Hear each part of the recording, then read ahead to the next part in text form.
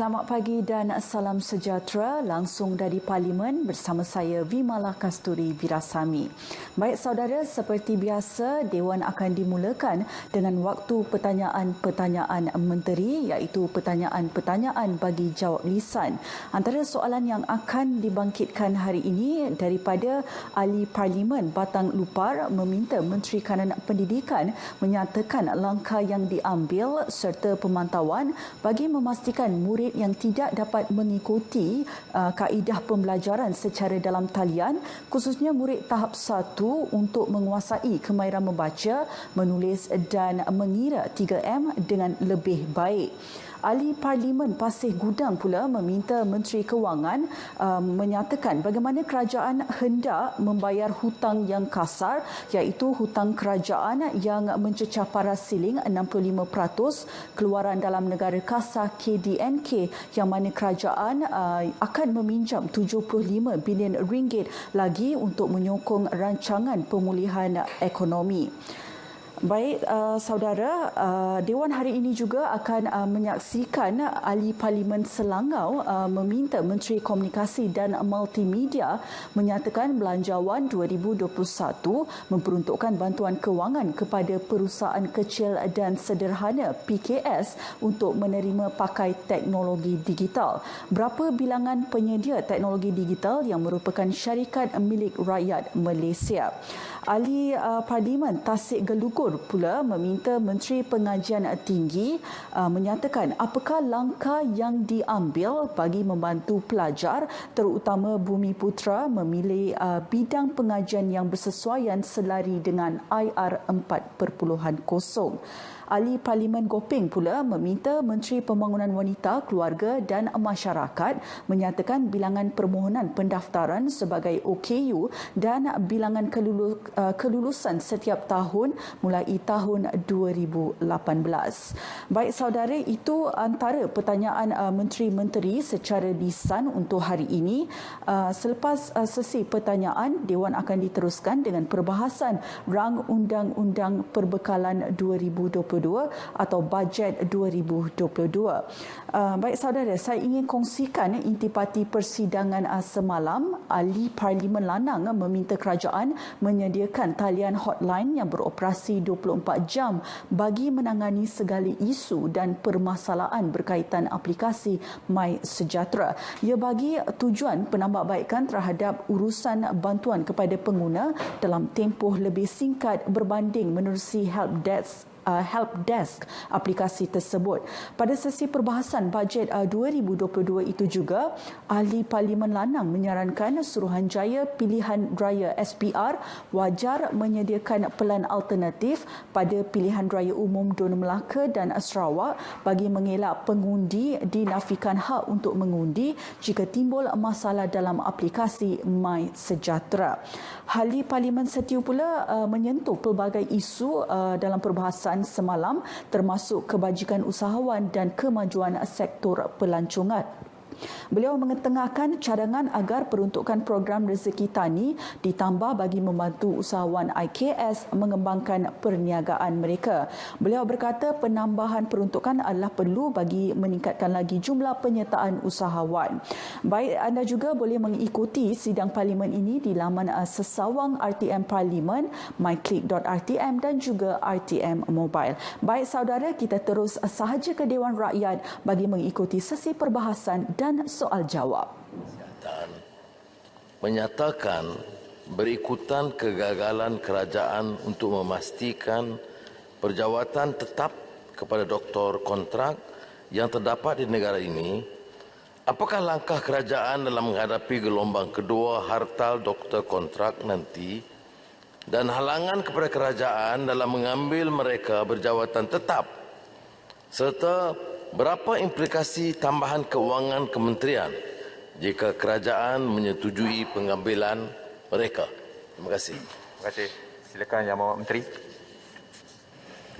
Bismillahirrahmanirrahim. Assalamualaikum warahmatullahi wabarakatuh dan salam keluarga Malaysia sihat sejahtera. Tuan Yang di-Pertua, selaras dengan keputusan Jemaah Menteri pada 14 Julai, kerajaan telah membuat keputusan supaya pegawai perubatan lantikan kontrak yang telah melengkapkan khidmat wajib 2 tahun dilanjutkan tempoh kontrak selama 2 tahun lagi bagi memastikan kesinambungan perkhidmatan dan membolehkan pegawai membuat persediaan bagi menyambung pengajian kepakaran.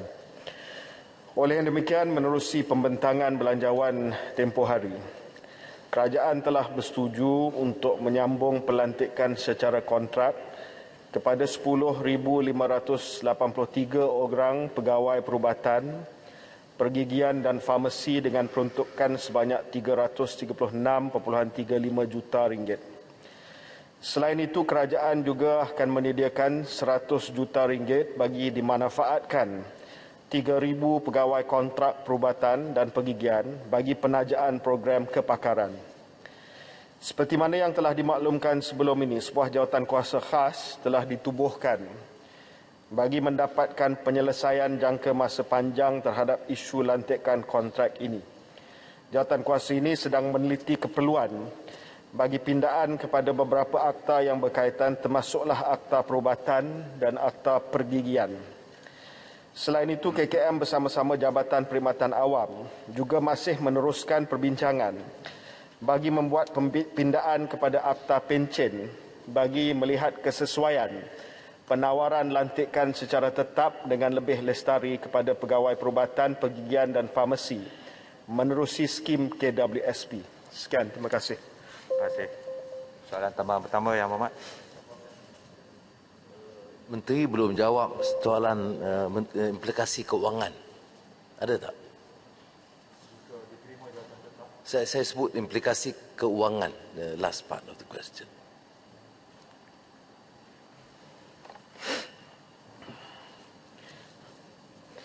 Daripada 10,583 pegawai yang telah tamat tempoh khidmat wajib, 4,186 pegawai telah pun dinilai dan boleh diperakukan kepada Jabatan Perkhidmatan Awam untuk lantikan tetap.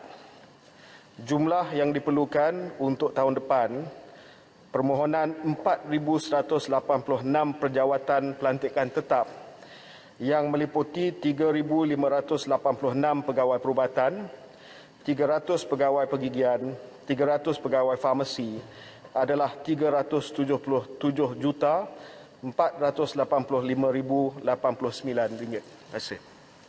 Terima kasih, Yang Berhormat. Terima kasih Yang Berhormat Menteri atas penjelasan itu, dan saya juga mengeluh-elukan ada keputusan Jemaah Menteri dan kesungguhan untuk melaksanakan. Cuma Yang Dipertua, saya nak jelaskan di sini bahawa seluruh persiaran darurat dan belanjawan adalah terkait COVID-19. Dan belanjawan yang kita luluskan, termasuk belanjawan khas dan tambahan COVID, itu mencecah puluhan bilion ringgit. Dan kelompok ini adalah kelompok barisan hadapan. Dan keluhan mereka itu telah berlarutan. Sebab itu kita mendesak kerajaan supaya memberikan keadilan kepada mereka, melantik mereka secara tetap, dan implikasi keuangan itu saya tidak fikir menjadi satu alasan musabah, kerana ketirisan dan kebocoran termasuk perbelanjaan-perbelanjaan ini kita rasa tidak berfaedah masih berterusan. Jadi saya ingin mendapat pengesahan daripada Menteri. Sementara ada sedikit kemajuan terpelantikan untuk tahun depan, pelantikan tetap. Saya mau jaminan Menteri bahawa jawatankuasa ini akan mencadangkan kaedah pelaksanaan melantik 10,500 secara tetap. Terima kasih. Ya. Pendirian saya dengan Yang Berhormat Tun Bangkang tidak jauh beza, Yang Dipertua. Sekarang ini kita melihat daripada 10,000 berapa ramai yang diperlukan dari segi unjuran keperluan Kementerian Kesihatan Malaysia. Dan saya rasa pendirian saya juga menghampiri Ketua Pembangkang yang apa yang diperlukan perlu dilantik secara tetap. Ya. Soalan tambahan kedua. Angga Batu. Ya. Buford. Ya, Buford. Okay. Terima kasih Datuk Yang Di-Pertua. Saya mendengar dengan teliti tadi jawapan yang diberikan oleh Yang Berhormat Menteri. Saya ingin tahu, kerana kita sekarang ada 10,000 lebih ya para doktor yang dilantik secara lantikan kontrak ini. Apakah implikasi kewangannya kalau semua ini jumlah ini kita lantik di bawah Kementerian Kesihatan? Dan saya ingin tahu berapakah keperluan sebenarnya Kementerian Kesihatan in terms of doctors dan semua yang disebut tadilah, termasuklah dentist dan sebagainya ini. Ya, terima kasih Yang Berhormat Beaufort. Unjuran itu yang kita tengah sediakan. Sebab sekarang ini Jabatan Perkhidmatan Awam minta unjuran daripada Kementerian Kesihatan. Berapa ramai doktor yang diperlukan untuk tahun-tahun mendatang. Sebab itu kita dalam proses menyediakan unjuran kita supaya kita dapat kemukakan kepada Jabatan Perkhidmatan Awam dan juga kepada Kementerian Kewangan keperluan berdasarkan unjuran dan keperluan untuk doktor ini dilantik secara tetap. Ini yang maksud saya tadi.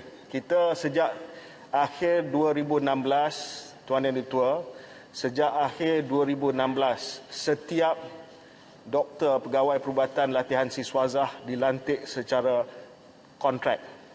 Sejak akhir 2016, setiap doktor pegawai perubatan lantikan siswazah dilantik secara kontrak. 24,000 lebih dilantik secara kontrak. Yang ditawarkan tetap adalah hanya 1,000 lebih sahaja. Jadi ini adalah masalah legasi lama yang perlu kita atasi segera. Dan saya tak pasti kalau kita dapat serap semua yang ada di bawah kontrak, tetapi kita mula dengan unjuran keperluan dulu. Dan saya pasti unjuran keperluan itu kita akan usahakan supaya jumlah itu dapat kita serapkan dulu untuk dimasukkan dalam perkhidmatan tetap. Terima kasih. Terima kasih. Seterusnya saya jemput Yang Berhormat Tuan Haji Wan Hassan bin Muhammad Ramli. Assalamualaikum warahmatullahi wabarakatuh. Terima kasih Datuk Yang Di-Pertua. Dungun minta Menteri Kanan Kerja Raya menyatakan persediaan kementerian dalam mengenal pasti jalan dan cerun yang berpotensi runtuh bagi menghadapi musim tengkujuh dalam masa terdekat ini, terutamanya di negeri-negeri pantai timur. Terima kasih Yang Berhormat. Silakan Yang Berhormat Menteri Kanan. Terima kasih Datuk Yang Di-Pertua. Terima kasih Yang Berhormat Dungun. Sebagaimana ahli Yang Berhormat sedia maklum, negeri-negeri di pantai timur akan menghadapi monsun timur laut. Lepas ini saya merujuk sebagai MTL sajalah, yang mana pada kebiasaan akan bermula pada bulan Oktober sehingga Mac tahun berikutnya dengan beberapa siri kejadian hujan lebat dalam tempoh tersebut. Kementerian Kerja Raya sentiasa memastikan kesiapsiagaan yang tinggi dalam menghadapi bencana MTL setiap tahun. Semua JKR negeri dan daerah telah diarahkan untuk melaksanakan langkah berjaga-jaga dan membuat persiapan yang rapi dari aspek tenaga kerja, jentera dan logistik. Semua jentera dan keperluan logistik telah diselenggara bagi menghadapi musim tengkujuh yang akan datang. Untuk makluman ahli berhormat, Kementerian Kerja Raya telah menghasilkan peta bahaya dan risiko cerun untuk cerun-cerun di sepanjang jalan persekutuan di Malaysia pada tahun 2020.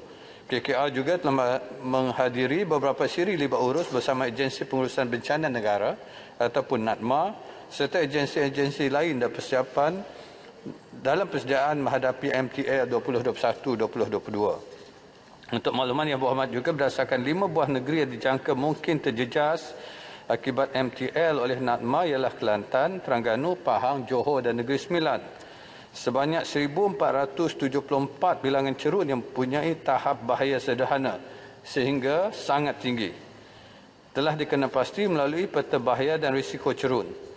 Cerun-cerun yang berisiko ini terletak di jalan persekutuan kritikal di 5 buah negeri tersebut seperti jalan persekutuan FT1, FT3, FT4, FT8, FT86 dan FT185.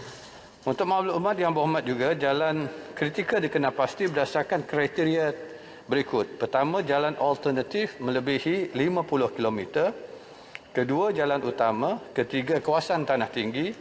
Keempat, bilangan cerun berkategori very high dan very high hazard dan high hazard yang banyak dan laluan yang sering berlaku cerun runtuh. Untuk makluman yang berhormat juga, Kementerian Kerja Raya bersama cawangan kejuruteraan Cerun, JKR telah memasang sistem amaran awal tanah runtuh di lokasi-lokasi berisiko melalui penggunaan sistem telemetri yang akan memberi amaran awal apabila rainfall index pada tolok hujan yang telah dipasang melebihi tahap amaran. Terdapat 48 stesen tolok hujan di seluruh Malaysia, di mana 36 stesen terletak di Semenanjung Malaysia. Tolok hujan ini dipasang di jalan persekutuan yang berpotensi berlaku cerun runtuh seperti FT59, FT185, FT4, FT55, FT105 dan beberapa laluan kritikal lagi. CKC juga akan memberikan amaran awal pada JKR daerah berdasarkan data hujan yang diperolehi daripada sistem amaran awal tanah runtuh dan data pergerakan cerun yang dipasang pada cerun-cerun yang berisiko. JKR daerah akan melakukan rondaan selepas berlakunya hujan lebat ke kawasan-kawasan yang kena pasti berisiko tinggi berlaku tanah runtuh. JKR akan mengaktifkan bilik gerakan bencana ataupun singkatannya Big Bang apabila berlaku sistem musim tengkujuh bagi memantau dan menyebarkan info kepada pengguna jalan raya.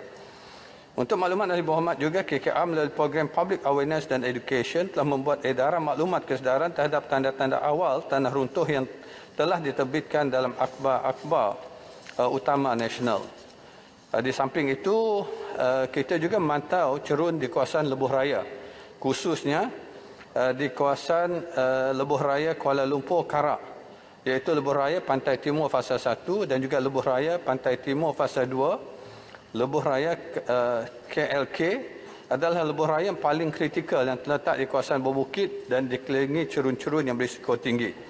Pihak LLM bersama syarikat konsesi Lebuh Raya telah mengambil beberapa langkah persediaan di sepanjang Lebuh Raya bagi memastikan cerun-cerun di Lebuh Raya berada di tahap yang terbaik. Terima kasih. Terima kasih Yang Berhormat. Silakan soalan tambahan pertama. Yang Berhormat. Ya, terima kasih. Soal yang penting juga ialah selepas berlakunya banjir. Selalunya ia akan mengambil masa yang agak lama untuk tempoh Jabatan Kerja Raya bagi menilai kos keuangan dan seterusnya melaksanakan setiap projek perbaikan jalan yang rosak dan juga cerun yang runtuh di tempat yang terlibat dengan MTL tersebut. Soalan saya, apakah perancangan kementerian untuk mengurangkan kerenah birokrasi atau red tape dengan izin bagi mempercepatkan prosedur penilaian dan perbaikan ini? Terima kasih. Terima kasih Yang Berhormat. Silakan Yang Berhormat Menteri. Seperti mana Yang Berhormat bangkitkan tadi, sebab itu langkah yang diambil oleh kerajaan ialah dengan melantik kontraktor konsesi ataupun syarikat konsesi untuk membuat penyelenggaraan dan juga pembaikan. Ini termasuklah jalan raya di mana kita ada 3 syarikat konsesi di Semenanjung dan juga kontraktor khas untuk melaksanakan kerja-kerja pembaikan cerun ataupun maintenance slope lah, maintenance, iaitu ada 1 syarikat. Dengan adanya syarikat konsesi ini, maka mereka boleh mengambil tindakan awal disebabkan prosedur untuk membuat peruntukan bagi apa-apa kerja, termasuk kerja kecemasan, dia ada prosedur tertentu di pihak kerajaan. Tapi melalui syarikat konsesi, mereka boleh mendahuluikan peruntukan mereka dulu dan boleh menuntut kemudian. Asalkan dapat dikeluarkan arahan kerja untuk melaksanakan kerja-kerja kritikal yang perlu dilaksanakan dengan segera disebabkan berlakunya bencana ataupun kerosakan dan keruntuhan. Itu yang kita laksanakan pada masa ini untuk menangani masalah karenah birokrasi tersebut. Terima kasih. Terima kasih. Ya. Silakan Bu. Ya. Terima kasih. Saya sebenarnya ingin merujuk kepada bajet sebelum ini dalam butiran 050-800 dengan 05100 berkenaan pembaikan dan penyelenggaraan cerun yang telah dikosongkan, maksudnya diperuntukkan. Saya semak kelaporan audit 2018 seri 3 menemukan bahawa pemeriksaan cerun sudah 7 tahun tidak dilakukan akibat kekurangan peruntukan. Kemudian kerja-kerja perbaikan cerun hanya dijalankan terhadap 497 cerun daripada 988 cerun yang disasarkan. Laporan semakan audit juga mendapati sebuah syarikat 301524V dilantik secara rundingan terus bagi tempoh 3 tahun bermula 1 November 2017 sehingga Oktober 2020. Skop kerja data untuk menghasilkan PBRC di Jalan Persekutuan Semenanjung dan kos ini berjumlah 900 juta. Namun didapati pihak audit mendapati kontrak ini tidak berkeupayaan untuk melaksanakan kerja-kerja pencegahan cerun seperti mana yang dirancang oleh CKC. Jadi saya mohon respon Menteri. Terima kasih. Terima kasih. Terima kasih Yang Berhormat Mobok. Untuk soalan sebenarnya lebih lari sikit daripada soalan asal. Tapi namun demikian bagi apa yang dimaklumkan oleh Yang Berhormat Mobok tadi, kita boleh sebenarnya untuk merespon secara bertulis segala perincian yang dimaksudkan itu tadi. Saya akan memberi respon secara bertulis sebabkan ianya perkara spesifik yang berbangkit di luar tajuk soalan ini, maka saya akan memberi secara bertulis. Terima kasih. Boleh satu. Terima kasih. Seri Gading, ringkas ya. Terima kasih Yang Ketua. Yang Amat Menteri, saya berpandangan Kementerian KKR sukar nak pantau jalan-jalan dan cerun-cerun yang berpotensi runtuh bagi seluruh negara. Tadi sebutkan negeri Johor ya. Kerana ini disebabkan oleh kekurangan staf dan kepakaran. Ya. Sebab itu tadi disebutkan daripada Merbuk menyatakan bahawa pelanggaran tak dibuat dan sebagainya, walaupun nak dibuat. Kerana saya lihat bahawa pakar mesti turun dan lihat dengan mata sendiri. Kerana cerun-cerun yang mempunyai potensi runtuh masa hujan, ya. Yang kritikal ialah soal high moisture content, low plasticity, jenis tanah, nak tengok sendiri.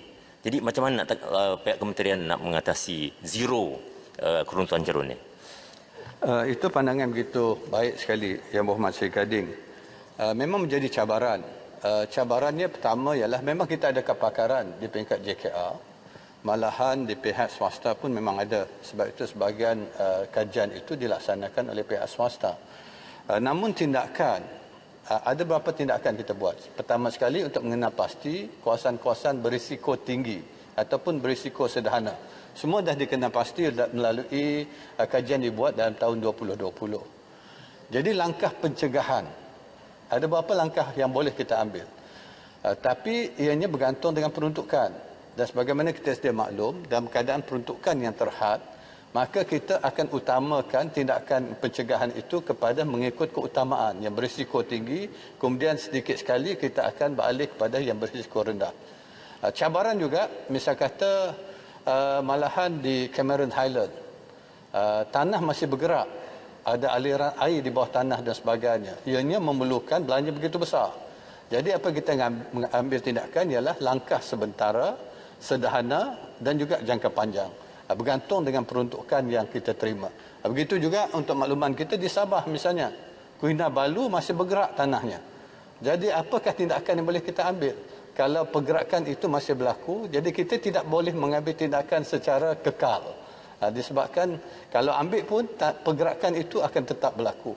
Jadi ini yang cabaran-cabaran yang kita kena laksanakan secara total katanya dengan izin. Terima kasih Tuan Ketua. Terima kasih. Saya jemput Yang Berhormat Datuk Seri Hassan bin Arifin. Silakan. Tuan Yang di-Pertua, minta Menteri Sains, Teknologi dan Inovasi menyatakan berapa ekspor tenaga hidrogen ke luar negara pada tahun 2020 dan 20 sehingga Jun 2021. Apakah langkah yang diambil oleh kementerian seperti insentif atau galakan bagi memperkukuhkan, mengembangkan dan mengkomersialkan industri ini di Malaysia? Terima kasih Yang Berhormat. Sila Yang Berhormat Menteri. Tuan Yang Ketua, terima kasih kepada Yang Berhormat Rompin atas soalan yang dikemukakan. Sebagaimana Yang Berhormat sedia maklum, dalam tempoh rancangan Malaysia ke-12, kerajaan kita telah menyatakan komitmen bahawa Malaysia akan menjadi negara neutral carbon seawal-awalnya pada tahun 2050. Selaras dengan hasrat tersebut, antara sektor tenaga alternatif yang akan diberi tumpuan ialah ekonomi hidrogen. Tuan Yang Ketua, untuk makluman Yang Berhormat, sumber tenaga hidrogen terbagi kepada 3 kategori utama, iaitu hidrogen kelabu, hidrogen biru dan hidrogen hijau. Balik pada soalan yang dikemukakan, iaitu nilai ekspor tenaga hidrogen ke luar negara pada masa ini masih kecil jumlahnya. Walau bagaimanapun, sumber tenaga boleh baru ini mempunyai prospek positif. dari aspek pertumbuhan ekonomi jika pelaksanaan inisiatif hijau dapat diperluas dengan cepat. Berdasarkan statistik yang dikeluarkan oleh Jabatan Perangkaan Malaysia, ekspor hidrogen hanya menyumbang sekitar 1.5% sahaja berbanding ekspor lain-lain gas dalam Malaysia yang dianggar sekitar 1.2 bilion ringgit. Untuk makluman, China merupakan negara yang merekodkan nilai ekspor hidrogen tertinggi iaitu sekitar 948 juta ringgit, diikuti dengan Belanda, Poland, Jerman dan Singapura. Di Malaysia, Petronas dan Sarawak Energy Berhad telah merajui pengeksportan sumber seperti maklumat berikut, iaitu inisiatif pengeksportan hidrogen daripada Kanada ke Jepun, iaitu milik Petronas di Kanada mengeksport hidrogen ke Jepun dalam bentuk amonia. Dan kedua, melaksanakan kajian teknikal komersial bersama dalam rantaian bekalan hidrogen Malaysia ke Jepun, termasuk pengeluaran dan pengangkutan dalam bentuk metil kloroksin, iaitu hidrogen ditukar dari bentuk gas asal kepada cecair bagi membolehkan pengantaran dilakukan dengan jumlah yang lebih besar. Untuk soalan seterusnya, iaitu penjelasan mengenai langkah yang diambil kerajaan untuk memperkukuh industri ini di Malaysia. Langkah pertama ialah mewujudkan satu dasar tenaga nasional ataupun dasar tenaga negara yang sedang digubal pada masa ini, melibatkan unit perancangan ekonomi, Kementerian Alam Sekitar KASA, Kementerian Tenaga dan Sumber Asli KETSA. Dasar ini akan menjadi panduan dalam menangani pelbagai isu merentas segala sektor yang menggunakan tenaga serta memastikan pembangunan sektor ini wajar dan sejajar dengan trend peralihan tenaga global. Kedua, mengambil peluang terhadap potensi perkembangan ekonomi, teknologi dan kelestarian sumber tenaga masyarakat alam. MOSTI melalui Pusat Nanoteknologi Kebangsaan Malaysia telah melantik Nano Malaysia Berhad sebagai rakan strategik bagi merangka pelan tindakan hala tuju teknologi dan ekonomi hidrogen. Dan penyediaan pelan tindakan ini juga dijalankan secara kolaborasi dengan Akademi Sains Malaysia, Nano Verified Sinar Berhad dan Malaysian Green Technology dan Climate Change Center.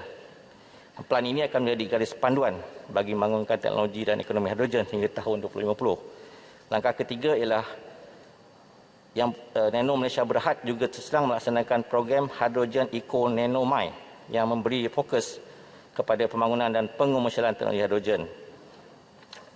Langkah keempat ialah kerajaan melalui institusi pendidikan tinggi telah meningkatkan aktiviti penyelidikan dan pembangunan R&D berkenaan tenaga hidrogen dan self-fuel sejak 10 tahun lepas yang melibatkan Universiti Kebangsaan Malaysia, Universiti Teknologi Malaysia, Universiti Melaya, UiTM dan Universiti Tenaga Malaysia. Dan kelima, Malaysia sedang meningkatkan kesedaran awam dan mengukuh pembudayaan tenaga hidrogen melalui program inisiatif dan galakkan cukai demi meningkatkan kemampuan dan taraf hidup yang lebih baik.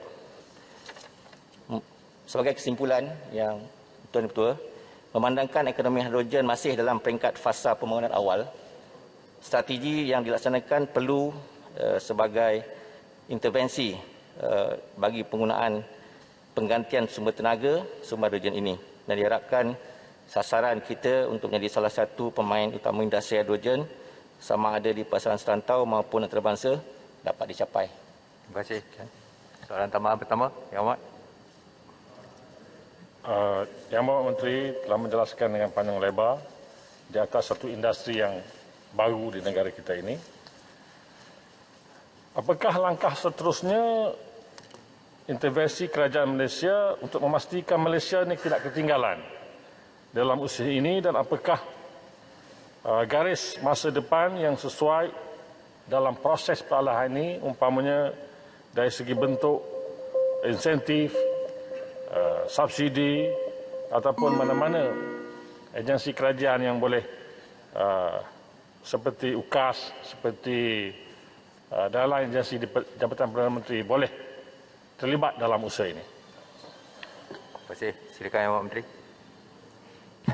Terima kasih Yang Hormat. Pada ucapan belanjawan 2022, beberapa insentif dan galakan telah pun dibentangkan.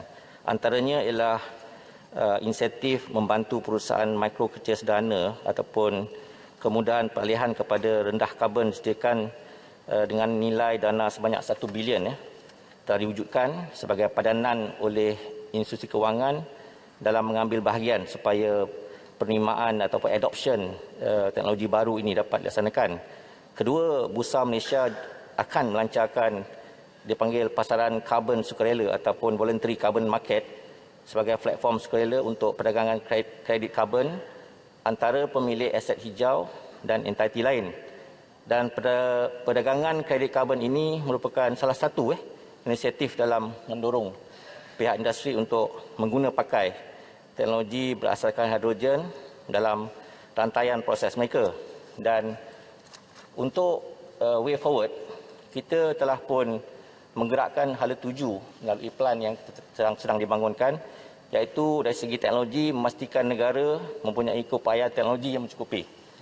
Upscaling, kita meningkatkan nilai pasaran dan pelaburan swasta serta mengembangkan pasaran hijau industri hidrogen negara. Dan yang ketiga, kita mengadaptasi rangka kerja dan plan tindakan dengan melibatkan rujuk silang yang hormat dan pelaksanaan efisien pelbagai polisi, plan tindakan, blueprint dan hala tuju. Terima kasih. Terima kasih. Ada silakan. Soalan tambahan. Ya. Speaker, sebelum saya tanya, saya minta panduan sikit. Jawapan Menteri tadi banyak berkisar tentang tenaga, bahkan dia menyentuh tentang pembikinan dasar tenaga dan sebagainya. Ini dalam portfolio sains, teknologi, inovasi ataupun tenaga dan sumber asli. Kalau boleh, saya nak tuju soalan menyentuh tentang tenaga juga. Sebab jawapan tadi banyak berkisar sebab hidrogen adalah sumber tenaga baru, bebas karbon. Tanya dululah, Yang Hormat. Boleh kalau Yang Hormat Menteri boleh jawab, maka beliau akan cuba jawab. Boleh. Tentang Baik, tenaga. terima kasih. Yang Berhormat Menteri, hidrogen, daripada jawapan Yang Berhormat Menteri tadi, ternyata bahawa jumlah pengeluaran hidrogen dan potensi ekspor itu masih lagi kecil dan di peringkat baru inisiatif Petronas dan Sarawak Energy. Tentu saja soalan Rompin ini adalah soalan tentang potensi masa depan, saya faham. Cuma hidrogen ini kita maklum bahawa dia tidaklah satu yang diperolehi secara bebas di atmosfera. Dia mesti dihasilkan melalui teknologi. Saya ingin tahu daripada jawapan Menteri Sains nanti, penghasilan hidrogen di negara kita ini berasaskan kepada teknologi apa? Apakah teknologi membelah air dan udara, hidrogen adalah H2O, ataupun teknologi yang berasaskan kepada penghasilan hidrogen daripada fosil atau gas asli dan arang batu, yang mana sebenarnya menjadi penyumbang kepada pengeluaran hidrogen yang terbesar di negara kita di antara dua teknologi itu. Yang pertama. Yang kedua, yang Bapak Menteri tadi sebut bahawa kita menuju ke arah negara bebas bergantungan kepada tenaga berasaskan karbon dan dasar tenaga negara sedang dalam pembikinan. Dan saya ingin juga mendapat penjelasan daripada Yang Berhormat Menteri. Sebenarnya kita sudah berkira-kira untuk berdikari dalam tenaga ini selain daripada penghasilan tenaga gas asli, elektrik, etanol dan sebagainya.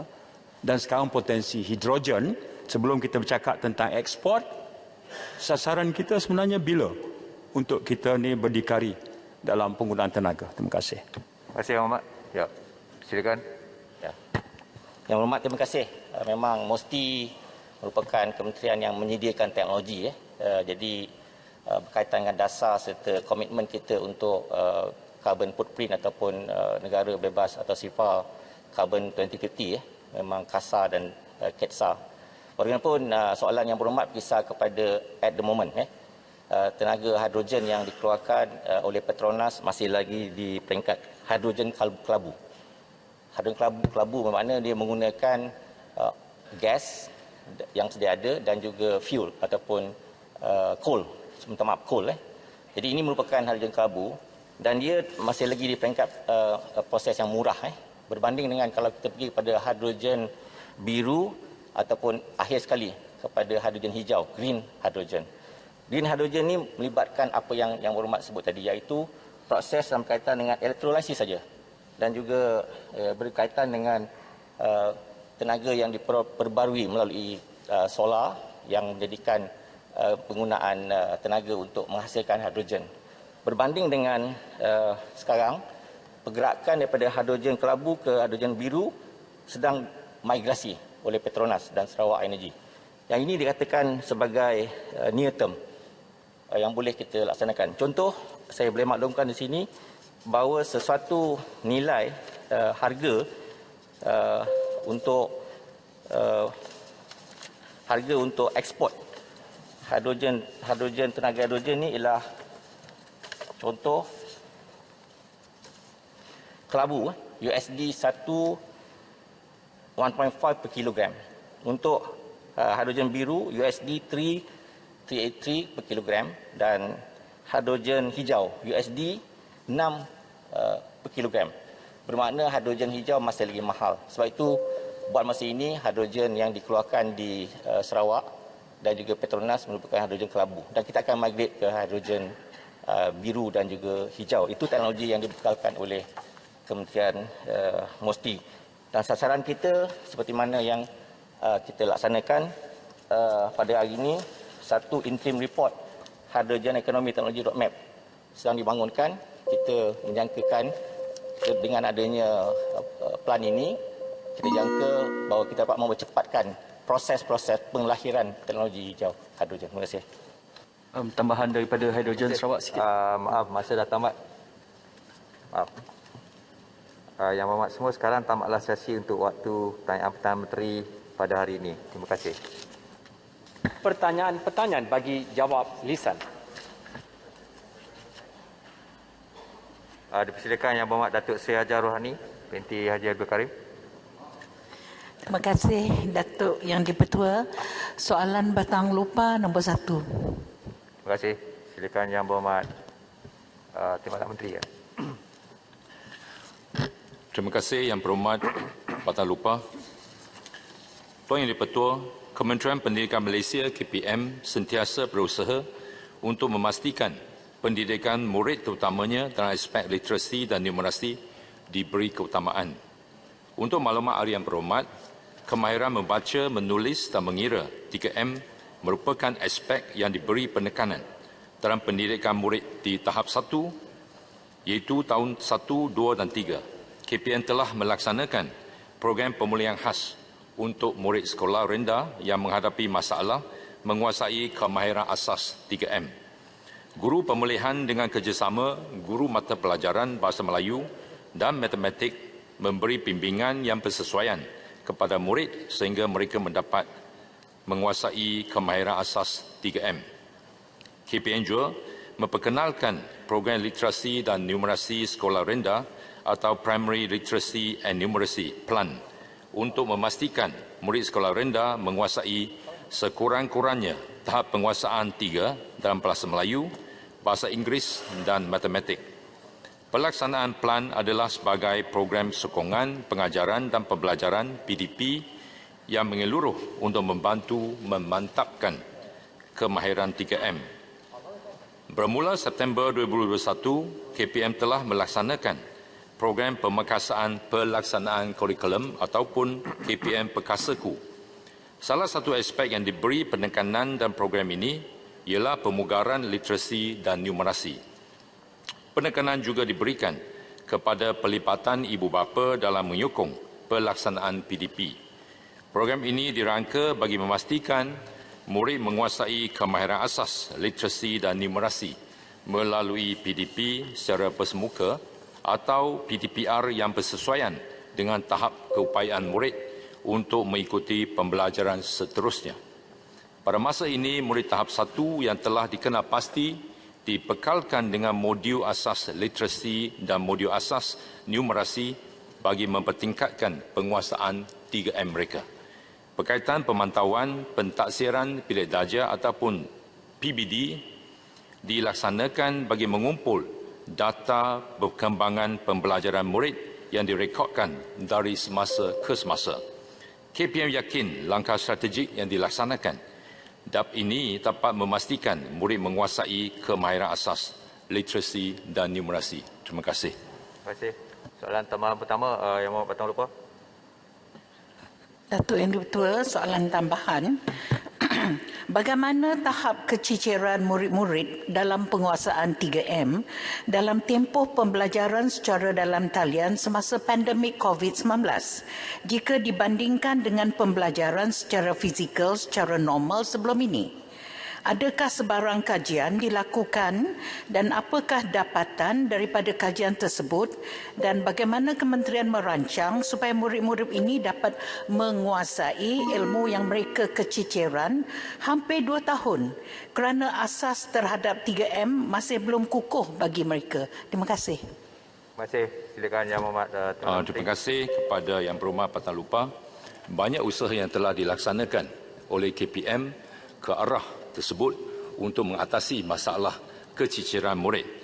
Jadi di antara langkah-langkah yang telah ambil termasuklah menyediakan panduan pelaksanaan program pemekasaan pelaksanaan kurikulum ataupun KPM Pekasaku sebagaimana yang saya sebutkan tadi. Jadi mengenai soalan spesifik, mengenai peratusan dan sebagainya akan saya salurkan kepada Yang Berhormat Patang Lupa kemudian. Terima kasih. Yang Berhormat Sembang Rengam. Okey. Terima kasih Tuan Ketua. Terima kasih Tuan Ketua. Saya kira apa yang disebutkan oleh Batang Lupa tadi begitu signifikan. Dia bukan hanya berkisar kepada apa yang dilakukan oleh KPM sebagai business as usual, tetapi kita mahukan satu tindakan pemulihan yang lebih komprehensif, yang tidak bersikap in silos. Itu yang mungkin dimaksudkan oleh Batang Lupa dan sehingga kini kita tak nampak KPM menyediakan satu plan alternatif yang signifikan, yang meyakinkan kepada rakyat. Saya telah berikan kepada Yang Berhormat Menteri Kanan satu plan cadangan daripada saya dan kita terbuka untuk berbincang. Tapi soalan saya ialah berkaitan dengan bilangan guru yang memohon bersara pilihan awal. Kalau boleh kita minta KPM berikan, kalau tak ada datanya sekarang, boleh berikan bertulis berapa ramaikah guru yang minta bersara pilihan awal semenjak Januari 2021 dan apakah sebabnya. Kerana kita tahu di media sosial, di media utama, ramai guru telah memohon untuk bersara awal kerana burn out. Dan apakah langkah yang dilakukan oleh KPM untuk memastikan guru-guru kita tidak hilang harapan dan tidak kelesuan lagi. Terima kasih Tuan Ketua. Terima kasih. Silakan Yang Berhormat Timbalan Menteri. Terima kasih Yang Berhormat dan Sembang Rengam yang begitu prihatin tentang pendidikan di tanah air. Jadi banyak langkah-langkah yang sebenarnya yang saya sebutkan tadi telah kita ambil menjurus ke arah tersebut untuk membantu warga pendidik, baik guru maupun bukan guru dan termasuklah juga murid-murid kita untuk mentingkatkan lagi pembelajaran mereka dan pada waktu yang sama membantu mereka dalam menghadapi apa-apa masalah yang dihadapi. Ya, jadi mengenai statistik yang diminta akan saya juga bekalkan kemudian dan banyak sebenarnya langkah yang telah diambil. Jadi di antaranya termasuklah apa yang saya sebutkan tadi iaitu KPM Pekasaku, satu panduan yang begitu komprehensif untuk membantu dari semua segi untuk mengatasi masalah pembelajaran murid kita. Terima kasih. Terima kasih. Saya menjemput Yang Berhormat Datuk Haji Ahmad Jazlan. Silakan. Soalan macang nombor 3, Datuk Yang Di-Pertua. Terima kasih. Terima kasih. Silakan Yang Berhormat Menteri.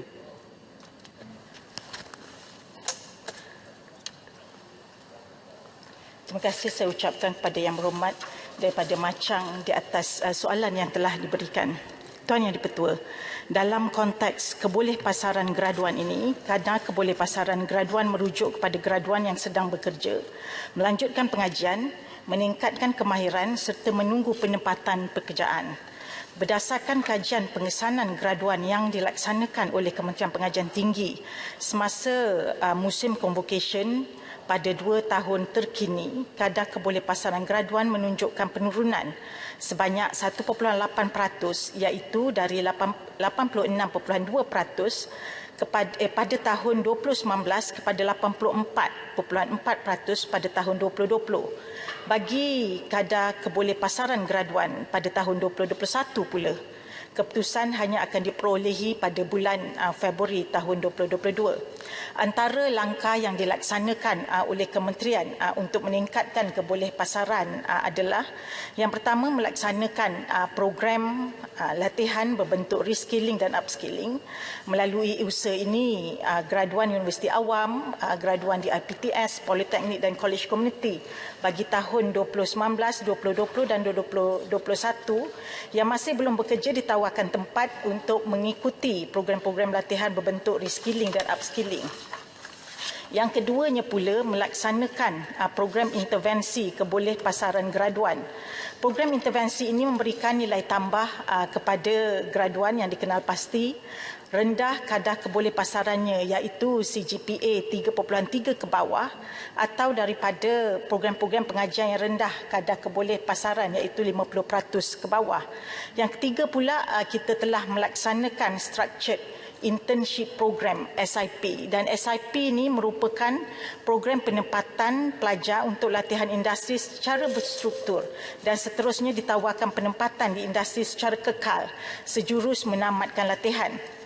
Keempat pula adalah menyemak dan menambah baik secara berkala kandungan modul dan program akademik yang ditawarkan. Saringan dilaksanakan bersama beberapa jabatan dan agensi seperti Jabatan Perkhidmatan Awam, Jabatan Perangkaan Malaysia, Institut Maklumat dan Analisis Pasaran Buruh, Talent Corp, badan profesional lain bagi memastikan program-program akademi atau bidang pengajian ditawarkan oleh IPT adalah sejajar dengan keperluan guna tenaga negara. Kelima pula adalah membangunkan pelan strategik kebolehpasaran graduan 2021-2025, dan pelan ini dihasilkan hasil daripada libat urus pelbagai pihak berkepentingan seperti pihak industri, akademia, pembuat dasar dan sebagainya, dan dia menggariskan 4 strategi, iaitu pengukuhan kecemerlangan bagat, peluasan kerjaya pelajar, pemantapan pengajaran dan pembelajaran, dan pemekasaan hubungan industri, dan pelaksanaan program di bawah strategi menjadi lebih tersusun dan dijangkakan keberhasilannya dapat melahirkan graduan yang lebih holistik dan seimbang. Terima kasih. Terima kasih, Yang Mohd Macam. Terima kasih Datuk Yang Dipertua, terima kasih atas jawapan daripada Yang Berhormat Menteri. Di IPT kita menyediakan banyak kursus-kursus yang ditawarkan, ya. Terdapat kursus yang daripada segi kebolehpasaran kerjanya amat mudah. Ada kursus-kursus apabila graduan kita tamat pengajiannya susah untuk mendapat kerja. Ada tak pihak kementerian membuat suatu kajian yang menyeluruh untuk memperkasakan kursus-kursus kebolehpasaran kerja ini dipertingkatkan oleh pihak kementerian? Dan juga soal bidang kemahiran ini, kita dapati telah mendapat tawaran daripada pihak swasta. Sejauh manakah elemen kemahiran ini diterapkan ataupun diperkasakan oleh pihak kementerian bagi melahirkan pelajar-pelajar yang berkemahiran tinggi secara holistik? Terima kasih Datuk Yang Dipertua. Terima kasih. Terima kasih saya ucapkan pada Yang Berhormat yang sentiasa prihatin mengenai graduan dan juga kebolehpasaran graduan di Malaysia ini. Pihak kementerian sebenarnya Yang Berhormat sangat peka dan dengan keadaan dan keperluan semasa, dan kita di peringkat kementerian sentiasa merancang inisiatif untuk memastikan graduan sebenarnya berdaya saing, dan antara strategi kementerian untuk memastikan graduan ini dilahirkan kalis masa hadapan holistik dan sedia untuk bekerja serta meningkatkan pasaran ini, ada beberapa perkara yang kita buat antara strategi-strategi yang telah dilaksanakan oleh kementerian. Seperti yang saya maklumkan tadi, melakukan ataupun melaksanakan program latihan bentuk reskilling, upskilling, dan kita ada program intervensi kebolehpasaran graduan. Kita juga laksanakan structured internship program. Kita juga tambah baik secara berkala kandungan modul dan program akademik yang ditawarkan secara berskala, dan baru-baru ini kita ada lancarkan dan bangunkan pelan strategi kebolehpasaran graduan. Seterusnya pula mengenai kemahiran dalam usaha kementerian untuk melahirkan berkemahiran tinggi dan holistik. Kita telah kementerian juga telah memperkenalkan kurikulum tersedia masa hadapan ataupun future ready curriculum bagi menerapkan kemahiran sebagai teras untuk melahirkan graduan yang holistik. Dia merangkumi 3 elemen utama, iaitu structured curriculum lentur dan organik, penyampaian transformatif PDP dan pentafsiran holistik. Dan yang terbaru baru-baru ini dilancarkan kerangka Excel ataupun experiential learning dan competency based education landscape, dan dia merupakan transformasi program akademik yang mengintegrasikan pengalaman pelajaran yang berpacukan industri led dan ketahanan komuniti dan penerapan penyelidikan dan fleksibiliti dalam usaha kementerian untuk menghasilkan graduan yang mempunyai atribut dan juga kemahiran. Itu saja. Terima kasih banyak. Papar. Batu Gajah. Papar. Batu Gajah. Terima kasih Tuan Yang di-Pertua. Adalah tidak mencukupi sekadar kita menghasilkan puluhan ribu graduan tetapi mereka tidak mendapat pekerjaan, terutamanya dalam keadaan ekonomi yang muncul. Adakah kementerian mengadakan sebarang kolaborasi dengan pihak industri dan pihak swasta dalam isu kebolehpasaran graduan? Mohon Menteri jawab. Terima kasih. Silakan Yang Berhormat Menteri. Terima kasih Yang Berhormat Batu Gajah di atas soalan tambahan yang diberikan. Kementerian sememangnya ada kolaborasi di antara kementerian bersama dengan pihak industri dan juga pihak swasta untuk memastikan isu kebolehpasaran graduan ini dapat diatasi. Dalam konteks ini, tadi soalan sebelum ini saya maklumkan bahawa kita dah lancarkan pelan strategi kebolehpasaran graduan, dan kita telah mewujudkan, untuk makluman Yang Berhormat juga, kementerian juga telah mewujudkan pelbagai program kolaborasi antara pihak swasta dan juga industri untuk memastikan bahawa permintaan pasaran pekerjaan dan keperluan industri itu dapat dipenuhi. Dan antara program, kalau saya boleh kongsikan di sini, adalah program industri at university, Yang Berhormat, di mana program ini sebanyak 18 competence center, 4 University Revolution Teaching Factory MTUN dan 20 makers at university kita telah wujudkan. Dan selain daripada itu, kita juga ada di kementerian program 4.0 Industry Revolution Competency Center. Program ini dia mewujudkan prasarana dan memperkasa pembelajaran dan penyelidikan menggunakan digital terkini yang berkaitan dengan IR 4.0 di samping perkongsian ilmu, kemahiran dan teknologi terkini dengan agensi kerajaan, industri dan masyarakat. Dan program University Revolution Teaching Factory MTUN.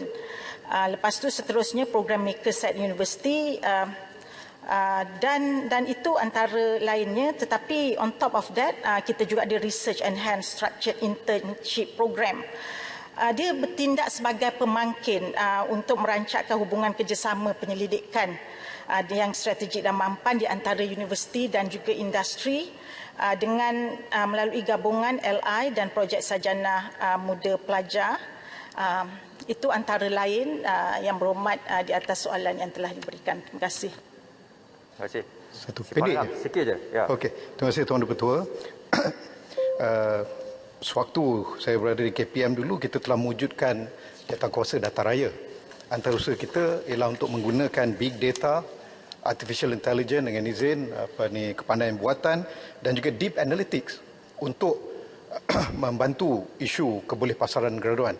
Saya cuma inginkan kepastian saja sejauh mana JK Data Raya ataupun Dig Data Committee ini masih ada dan digunakan big data, AI dan juga deep analytics untuk tujuan tersebut. Terima kasih Tuan-Tuan.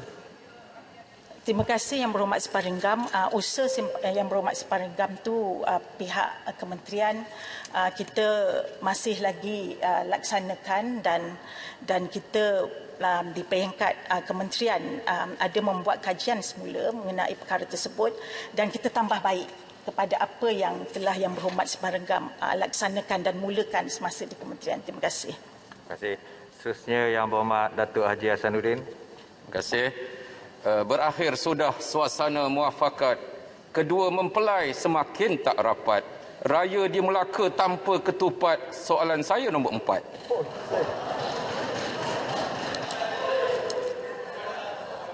Terima kasih Yang Berhormat.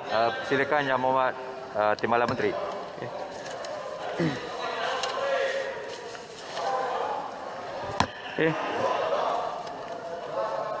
Menteri jawab pantun ketupat Menteri.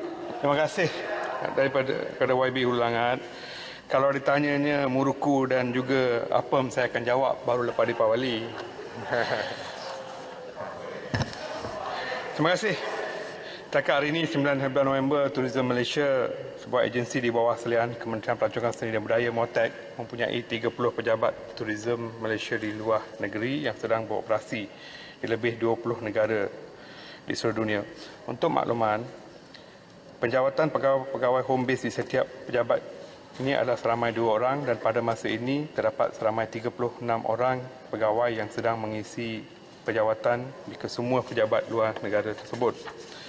Mengenai kekosongan, jumlah pejabat ataupun kelulusan yang kita ada adalah sebanyak 35. Jumlah pejabat yang beroperasi pada hari ini adalah sebanyak 30. Jumlah keseluruhan waran ataupun untuk 35 pejabat luar negara sebanyak 70. Maka jumlah keseluruhan waran bagi pejabat yang telah diisi adalah sebanyak, bagi 30 pejabat adalah 60. Maka jumlah waran yang perlu diisi adalah seramai 24 dan keseluruhan jumlah pengisiannya adalah 36. Terima kasih. Terima kasih. Soalan tambahan pertama. Terima kasih Speaker dan Timbalan Menteri.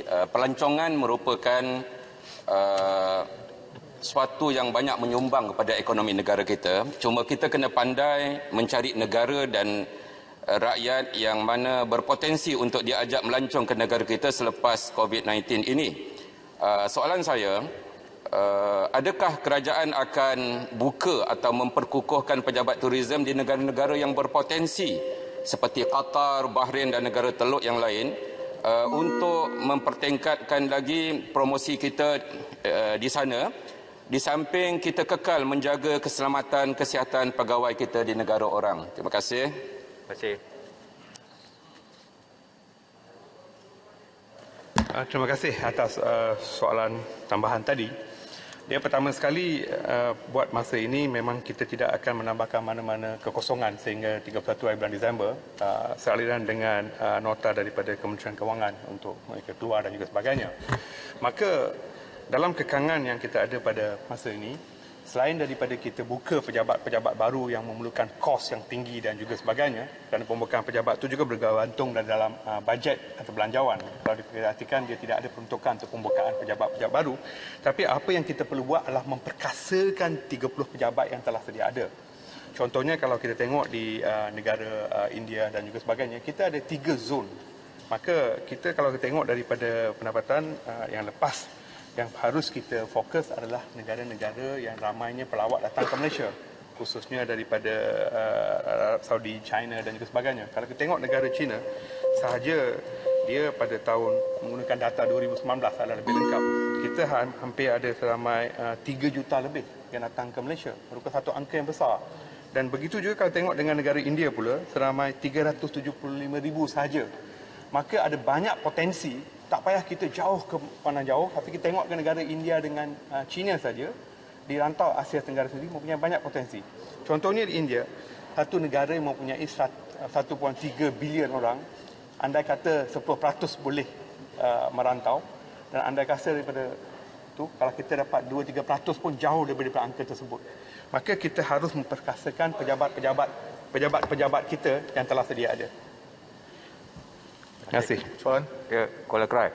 Terima kasih Datuk Yang di-Pertua. Bagi mengenal pasti tahap kesediaan negara untuk membuka kembali sektor pelancongan antarabangsa, sudah pasti data daripada Tourism Malaysia di luar negara akan dijadikan sebagai panduan. Soalan saya ialah bilakah kesediaan ataupun kebersediaan negara kita Malaysia ini untuk membuka Tourism Malaysia kepada pelancongan daripada luar negara ini secara menyeluruh. Terima kasih Timbalan Menteri. Terima kasih. Terima kasih Yang Berhormat. Dari segi kesediaan ataupun our preparedness, kalau kita tengok daripada segi produk-produk kita di Malaysia, memang hampir keseluruhannya telah pun bersiap sedia. Sebab itu kita membuka gelombang untuk domestik terlebih dulu, dan kita mendapati sekarang di banyak tempat hotel-hotel pun sudah mencukupi ataupun sukar mendapatkan tempat. Maka dari segi pelancong luar negara pula, ianya melibatkan beberapa perkara. Bukan saja dari segi MOTEC, nanti kita pergi agensi ataupun kementerian yang bersedia, tapi juga bergantung kepada Kementerian Luar Negara dan juga KDN, kerana mereka harus juga membuka sempadan. Yang keduanya adalah dalam era pandemik ini kita mendapati banyak penerbangan yang datang ke Malaysia ni, mereka telah pun berhenti, dan ianya memerlukan masa untuk mereka membuka kembali sektor yang ni, iaitu connectivity. Isu connectivity itu kita sedang bekerjasama dengan agensi-agensi dan juga penerbangan. Yang ketiganya adalah kalau kita tengok daripada bajet yang diberikan dalam ni, memang kita ada perhatian khusus untuk Tourism Malaysia untuk membawa pelancong-pelancong ini ke Malaysia. Dia ada perancangan jangka pendek dan juga jangka panjang. Mungkin kerana masa saya tidak dapat menjawab secara terperinci. Terima kasih. Terima kasih. Tumpak nak minta jawab pantun. Maaf, dari sebelah sini Tuan Yang di-Pertua balik pulau. Tumpak nak minta jawab pantun. Terima kasih. Balik pulau. Terima kasih Yang Tua. Kalau ikut trend pelancongan sekarang, ianya banyak bergantung kepada digital marketing.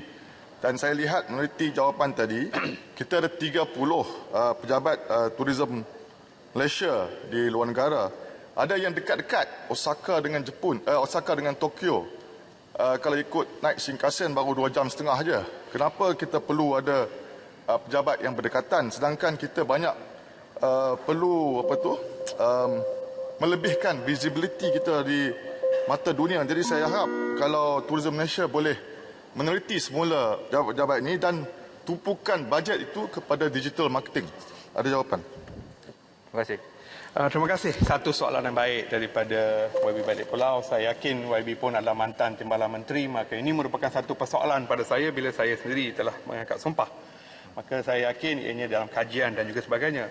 Soalan yang kedua tadi adalah mengenai apabila adanya pejabat dekat, mengapa kita perlu. Maka itu adalah proses rasionalisasi. Saya difahamkan TM sedang menjalankan proses rasionalisasi, dan ada kemungkinan di negara-negara tertentu kita akan gunakan agensi agent. Maka tidak perlu ada pejabat, tapi kita gunakan general sales agent dan juga sebagainya. Itu satu perniagaan business model yang baru yang kita. Yang ketiganya, soalan dalam soalan tadi adalah mengenai norma-norma baru untuk jangka pendek, jangka panjang. Contohnya, saya mengakui bahawa lebih banyak kempen PR norma baru akan dilakukan melalui digital, dan juga kita juga akan gunakan pelbagai seperti webinar, e-consumer, pameran pelancong virtual. Lepas tu kita juga akan pastikan bahawa peningkatan promosi yang digunakan secara digital khususnya akan dipertingkatkan. The focus in term towards of the market segment tu telah kita kenal pasti, tapi in term of segmentation, targeting and positioning juga akan kita lakukan bergantung kepada pasaran-pasaran tersebut. Terima kasih. Boleh minta jawab pantun Itu saja Tuan Yang Di-Pertua. Boleh 3 soalan je Yang Hormat. Untuk satu soalan boleh 3 soalan tambahan saja. Maaf.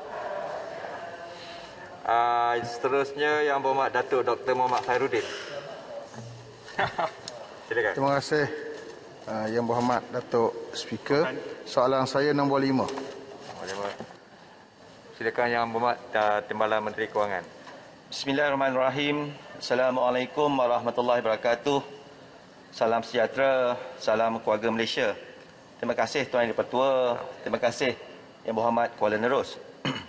Untuk maklumat Yang Berhormat, sebuah jawatankuasa pembaharuan cukai Tax Reform Committee TRC dengan izin telah ditubuhkan oleh Kementerian Kewangan pada 29 September 2018 untuk mengkaji sistem percukaian sedia ada dan mengemukakan cadangan untuk menambah baik, memperbaharui sistem dan dasar cukai negara.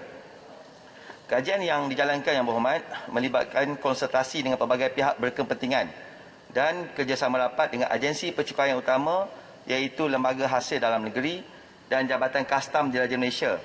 Untuk makluman Dewan Yang Mulia, pada Disember 2019, TRC telah mengemukakan beberapa cadangan pembaharuan cukai untuk pertimbangan pihak kerajaan. Dan antara langkah utama yang telah dilaksanakan oleh kerajaan adalah pertama, mengenakan levy pelepasan bagi semua penumpang ke luar negara melalui laluan udara bermula 1 Julai 2019.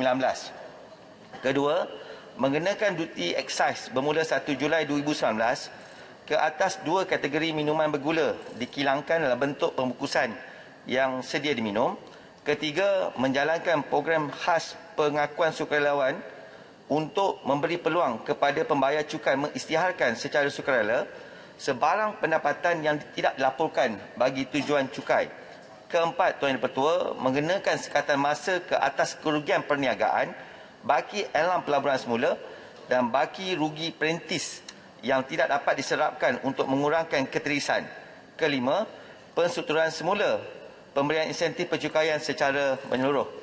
Untuk maklumat Yang Berhormat, sebahagian lagi cadangan TRC masih diteliti bagi melihat tempoh masa yang sesuai untuk dilaksanakan. Adalah penting pelaksanaan langkah meningkatkan hasil cukai ini tidak akan menambah beban kepada rakyat dan tidak menjenjaskan kedudukan ekonomi serta daya saing negara untuk menarik pelaburan. Terima kasih Tuan Yang Pertua. Terima kasih. Soalan tambahan pertama. Ya, terima kasih Yang Berhormat Speaker, terima kasih Yang Berhormat Menteri atas soal jawapan tadi. Saya mengucapkan tahniah pada kerajaan yang bergerak untuk reformasi percukaian ini. Cuma saya ingin mendapat penjelasan daripada kerajaan tentang cadangan daripada PAS untuk kita laksanakan cukai yang lebih progresif yang diambil daripada kantung orang-orang kaya, iaitu cukai pegangan saham dan cukai keuntungan saham. Dengan melihat bahawa orang-orang Islam pada hari ini yang terlibat dengan pegangan saham ataupun keuntungan saham ini, mereka memang membayar cukai yang dipanggil zakat sebanyak 2.5%, dan kalau kita ambil data yang terakhir, kita ada dana lebih kurang ataupun nilai pegangan saham ialah sekitar 2 trilion, 1.9 trilion, kita boleh mendapat cukai sehingga 50 bilion. Apa pandangan kerajaan dalam perkara ini? Terima kasih. Terima kasih. Silakan Yang Berhormat. Terima kasih Tuan Yang Pertua. Terima kasih Yang Berhormat Kuala Nerus. Setakat hari ini, Tuan Yang Pertua, kerajaan belum melaksanakan capital gains tax dengan izin secara menyeluruh, termasuk seperti mana yang disebutkan Yang Berhormat tadi, mengenakan cukai ke atas keuntungan dari pasaran modal. Yang keduanya, cukai pegangan saham. Untuk maklumat Yang Berhormat, melalui ucapan Yang Berhormat Menteri Kewangan Bajet 2022 pada 29 Oktober tempoh hari, kerajaan telah mengumumkan beberapa cadangan untuk menambahkan kutipan hasil, antaranya pertama, meningkatkan kadar duty stamp dari 0.1% hingga 0.15% bagi nota kontrak jual beli saham tersenarai di Bursa Malaysia berkuat kuasa pada 1 Januari 2022. Kerajaan menganggarkan penambahan hasil negara adalah sebanyak 400 juta ringgit. Yang keduanya, kerajaan juga menyemak semula layanan pengecualian cukai pendapatan dari sumber luar negara yang diterima di Malaysia yang diberi sejak tahun 1995. Buka kuasa 1 Januari 2022, kerajaan mencadangkan supaya semua pendapatan daripada sumber luar negara dikenakan cukai yang sama seperti pendapatan dari dalam negara yang tertakluk kepada cukai pendapatan. Tuan Yang Pertua, anggaran pendapatan untuk tahun 2022 adalah sebanyak 1.2 bilion ringgit. Yang ketiga, kerajaan juga mencadangkan untuk mengenakan cukai makmur secara sekali sahaja, one off dengan izin, sebagai satu langkah memastikan seperti mana Yang Berhormat sebutkan tadi, iaitu untuk kita memastikan sistem kesihatan awal negara lebih berdaya tahan. Cukai makmur ini tidak akan kita dah lihat Tuan Yang Pertua, ia tidak melebihi jumlah syarikat yang besar, hanya 250 syarikat yang menjana pendapatan tinggi dan tahun taksiran 2022 sahaja, dan hasil tambahan yang kita jangkakanlah kurang daripada 3 bilion ringgit. Dan yang terakhirnya Tuan Yang Pertua, kita juga akan melaksanakan satu program khas pengakuan sukarela untuk cukai tidak langsung. Sebelum ini, seperti mana yang saya sebut dalam jawapan tadi, cukai langsung di bawah LHDN, kita akan memperkenalkan program khas pengakuan sukarela untuk cukai tidak langsung yang ditadbir oleh Jabatan Kastam Diraja Malaysia. Ini kita anggarkan Yang Berhormat Kuala Nerus hampir 1 bilion ringgit. Terima kasih Tuan Yang Pertua. Ya, Alur Gajah. Terima kasih Tuan Yang Pertua. Terima kasih Timbalan Menteri Kewangan. Saya cuma nak bertanya, dalam bajet 2022 kita memperkenalkan windfall tax dengan izin. Akibat daripada windfall tax, kita telah lihat kejatuhan market cap di bursa saham lebih daripada 33 bilion. Apakah rancangan kerajaan untuk mengimbangkan keadaan yang kita hadapi untuk mengembalikan atau mengekalkan keyakinan pelabur-pelabur di dalam industri kewangan negara? Terima kasih. Terima kasih.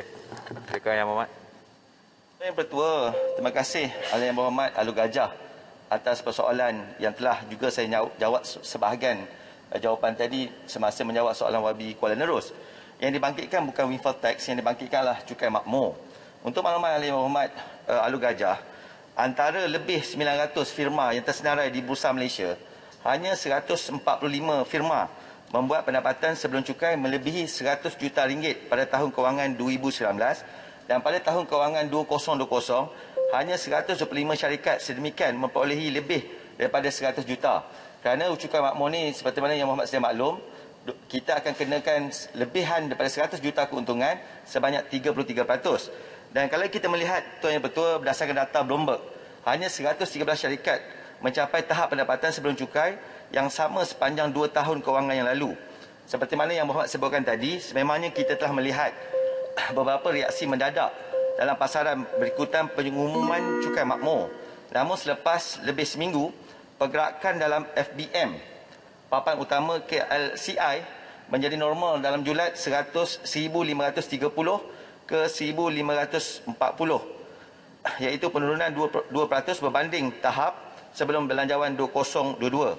Walau bagaimanapun, kita mengambil maklum pandangan Yang Berhormat dan kerajaan sedang memantau pergerakan di Bursa Malaysia dari masa ke semasa, dan kita akan lihat kesan kadar cukai yang lebih tinggi akan dapat diatasi. Kerana dalam Pelan Pemulihan Negara Tuan Yang Pertua, kita tidak boleh mengenakan seperti mana Yang Berhormat cadangkan, iaitu windfall tax yang begitu akan memberi kesan impak. Sekiranya kita lakukan langkah-langkah cukai tanpa kita melihat secara ekosistem yang lebih luas, kita risau kesannya lebih besar. Walaupun kita nak mengimbangi di antara keperluan semasa dan pembiayaan untuk fiskal tambahan pada tahun 2022. Terima kasih Tuan Yang Pertua. Terima kasih. Dijemput Yang Berhormat Puan Hajah Natrah binti Ismail. Terima kasih Yang Pertua. Singgah Melaka Matahari Terbenam, soalan saya nombor 6. Terima kasih. Silakan Yang Berhormat Perdana Menteri. Ya. Ya, terima kasih. Terima kasih. Assalamualaikum warahmatullahi wabarakatuh. Terima kasih Tuan Yang Pertua dan terima kasih Yang Berhormat di atas soalan dikemukakan. Tuan Yang Pertua, saya mohon izin untuk menjawab pertanyaan daripada Yang Berhormat Sekijang bersekali dengan pertanyaan Yang Berhormat Gopeng bertarikh hari ini, kerana pertanyaan tersebut saling berkait dengan merujukkan isu yang sama. Tuan Yang Dipertua, pendaftaran OKU adalah tertakluk kepada Akta OKU 2008, iaitu Akta 685, dan ia dilakukan secara sukarela atas dasar tanggungjawab sosial. Berhubung dengan pertanyaan daripada Yang Berhormat Sekijang, sebenarnya tiada keperluan untuk pemegang kad Orang Kurang Upaya OKU, Jabatan Kebajikan Masyarakat memperbaharui kad mereka setiap tahun bagi membolehkan mereka mendapatkan bantuan kewangan secara bulanan. Pembaharuan kad OKU hanya perlu dilakukan sekiranya terdapat perubahan kategori atau subkategori OKU. Pemegang kad juga boleh membuat penukaran kad sekiranya ingin menukar alamat atau gambar terkini. Tuan Dipertua, untuk makluman yang berhormat Gopeng, mengikut statistik sistem makluman orang kurang upaya, sehingga 30 September 2021, sejumlah 582,944 orang OKU telah berdaftar dengan Jabatan Kebajikan Masyarakat. Dan secara keseluruhan daripada tahun 2018 hingga 13 Oktober 2021, sejumlah 163,647 permohonan pendaftaran OKU yang telah diterima dan 153,627 orang telah diluluskan permohonan mereka. Kerajaan telah menyediakan pelbagai bantuan dan kemudahan bagi OKU yang berdaftar dan menepati syarat-syarat bantuan dan perkhidmatan yang ditawarkan. Sehingga Ogos 2021, seramai 92,265 orang OKU yang bekerja dengan yang berpendapatan 1,500 dan ke bawah telah menerima allowance pekerja OKU sebanyak RM450 sebulan dengan jumlah keseluruhan 329.6 juta. Melibatkan kos, manakala seramai 83,929 orang OKU yang tidak bekerja telah menerima bantuan OKU, iaitu allowance yang tidak berupaya bekerja dengan kos melibatkan 202,5 juta. Selain daripada itu, seramai 25,835 penjaga OKU atau pesakit terlantar telah menerima bantuan penjagaan OKU yang berjumlah 106,8 juta.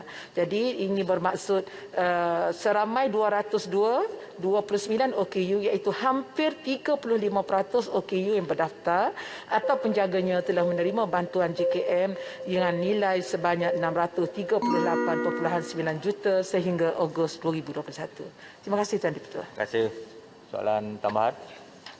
Terima kasih. Jika sebelum ini pesakit mental dipertanggungjawabkan kepada Kementerian Kesihatan Malaysia dalam urusan rawatan dan penempatan. Namun, hakikatnya kini, pesakit mental telah diklasifikasikan sebagai OKU atau juga dikelaskan kepada kategori ketidakupayaan intelektual dan diselia oleh pihak JKM.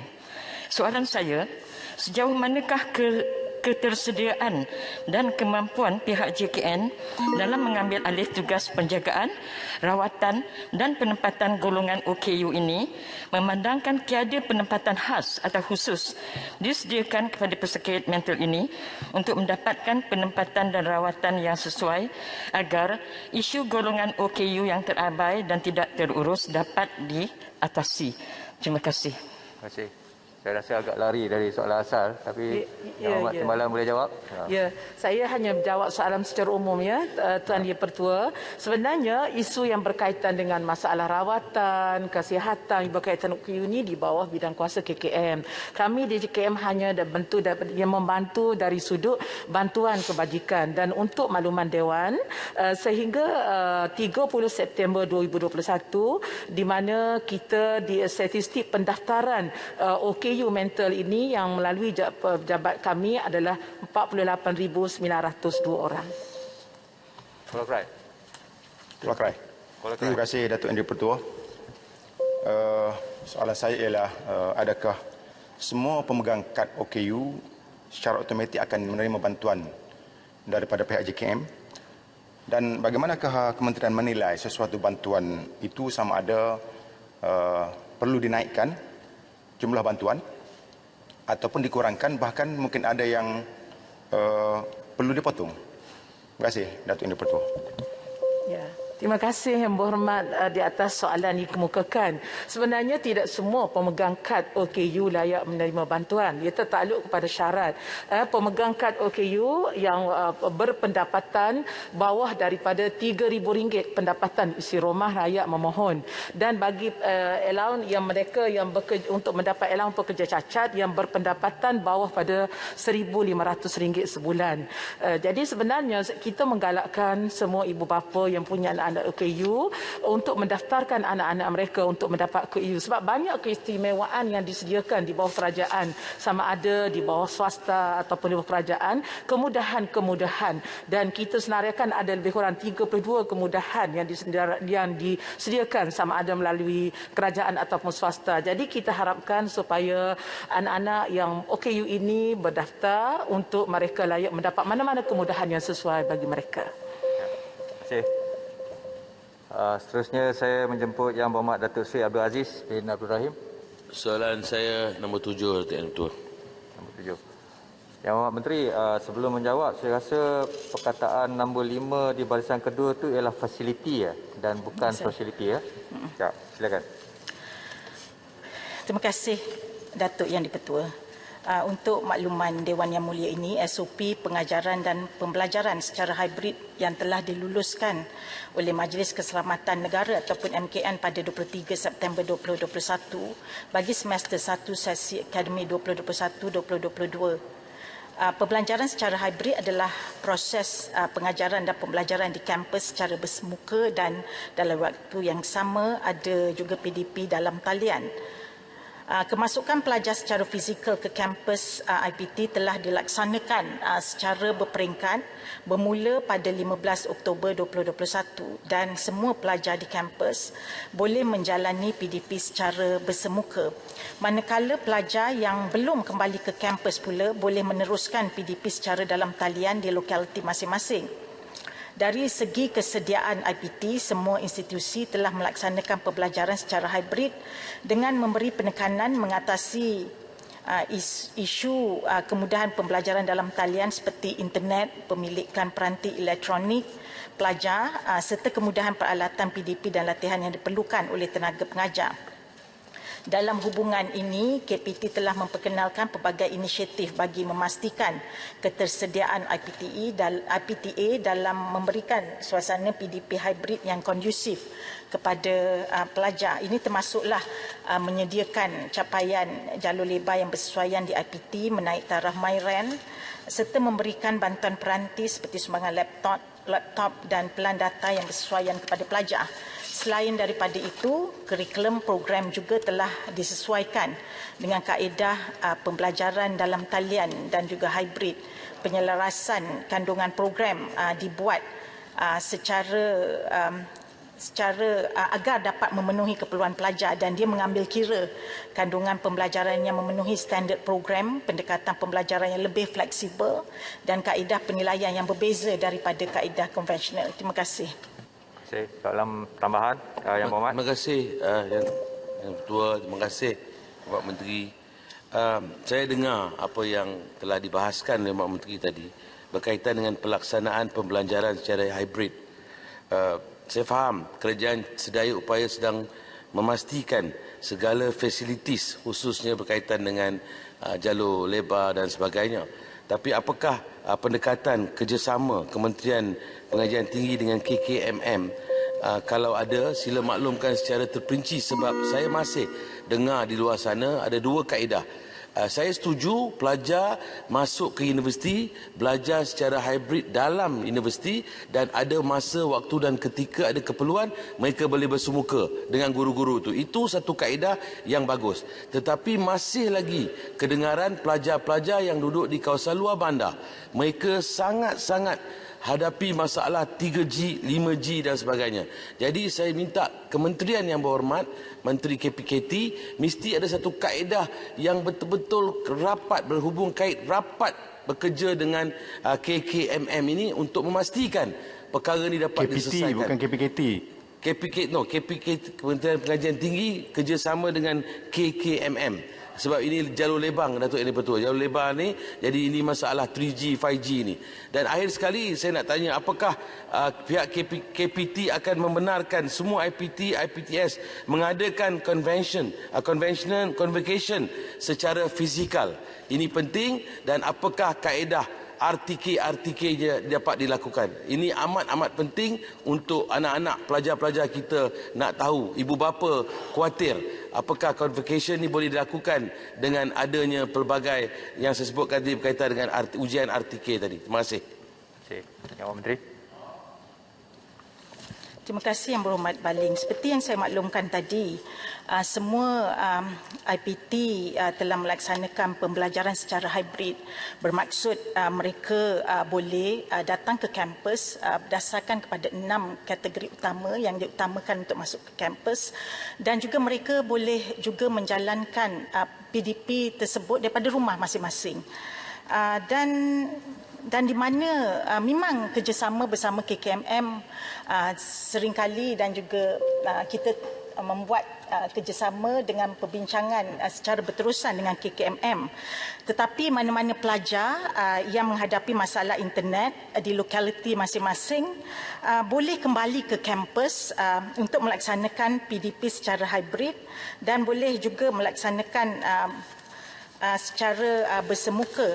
Mengenai convocation pula. Convocation ini di negeri di fasa 3 dan 4 PPN tak ada halangan untuk menganjurkan majlis convocation di kampus masing-masing, tetapi SOP perlu dipatuhi.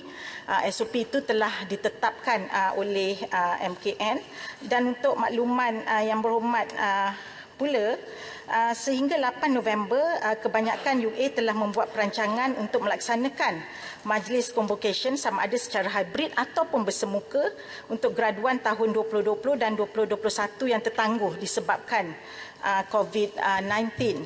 Dan mengenai RTK pula, soalan Yang Berhormat mengenai RTK pula adalah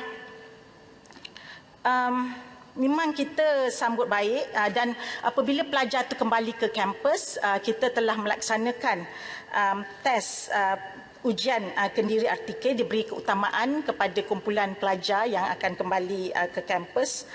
Kekerapan dia, kalau sekiranya ada keperluan, kalau misalnya kumpulan pelajar berisiko tinggi, maka dia akan diselaraskan oleh pusat ataupun unit kesihatan di IPT masing-masing.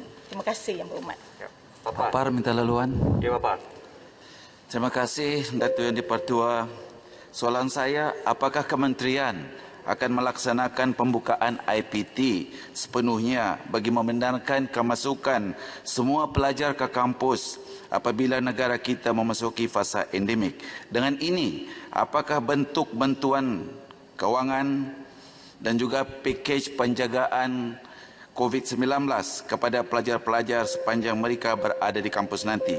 Dan juga bagaimana pula dengan pelajar-pelajar dari Sabah dan Sarawak yang akan pulang ke kampus di Semenanjung ataupun di Sarawak? Adakah mereka juga akan dibantu seperti pemberian tiket kapal terbang dan yang lain-lain? Terima kasih. Terima kasih. Yang Menteri. Terima kasih Yang Berhormat daripada Papa. Ketika ini pembukaan kampus IPT dibuat secara berperingkat bermula 15 Oktober tempoh hari setelah mendapat kelulusan daripada MKN. Tapi bila kita nak minta student itu masuk, kementerian punya pendekatan adalah kita harus mengikut dan juga patuh kepada SOP yang telah ditetapkan, iaitu 50% daripada kapasiti ataupun ruang yang disiapkan untuk pelajar itu belajar. Selain itu, KPT juga bersedia untuk mempertimbangkan kelonggaran lain seperti dalam SOP pengoperasian IPT semasa fasa endemik, termasuk pembukaan penuh IPT, tertakluk kepada perubahan dan kelonggaran yang diberikan oleh MKN melalui SOP endemik PPN yang bakal dikeluarkan itu nanti. Pelbagai jenis bantuan yang telah kita berikan sebenarnya Yang Berhormat, antaranya adalah tadi saya dah maklumkan mengenai self test kit, ataupun kit ujian kendiri. Dan dalam waktu yang sama juga, KPT turut membantu pelajar yang berminat untuk menggunakan perkhidmatan penerbangan bagi destinasi lapangan terbang terpilih, terutamanya di Semenanjung, Sabah dan Sarawak. Tadi soalan yang berhormat daripada Sabah ke Sarawak ataupun ke Semenanjung. Kita ada inisiatif yang kita namakan Fly to Campus. Melalui inisiatif ini, pelajar berpeluang mendapatkan tawaran harga yang terbaik daripada syarikat penerbangan. Selain daripada itu, pelajar terutamanya daripada kalangan B40, kita ada siapkan pemberian voucher makanan percuma di kampus, iaitu Food at Campus Keluarga Malaysia, dan untuk keselamatan pelajar tersebut juga kita ada Back to Campus dan penawaran peluang pekerjaan kalau sekiranya mereka telah bergraduat melalui Get Hired at KPT. Terima kasih Yang Berhormat. Satu lagi soalan. Soalan tambahan satu lagi. Kulai. Terima kasih Datuk Speaker. Soalan tambahan saya. Saya rasa untuk sepanjang 2 tahun ini banyak mahasiswa-mahasiswi sebenarnya menjalankan PDPL di rumah juga.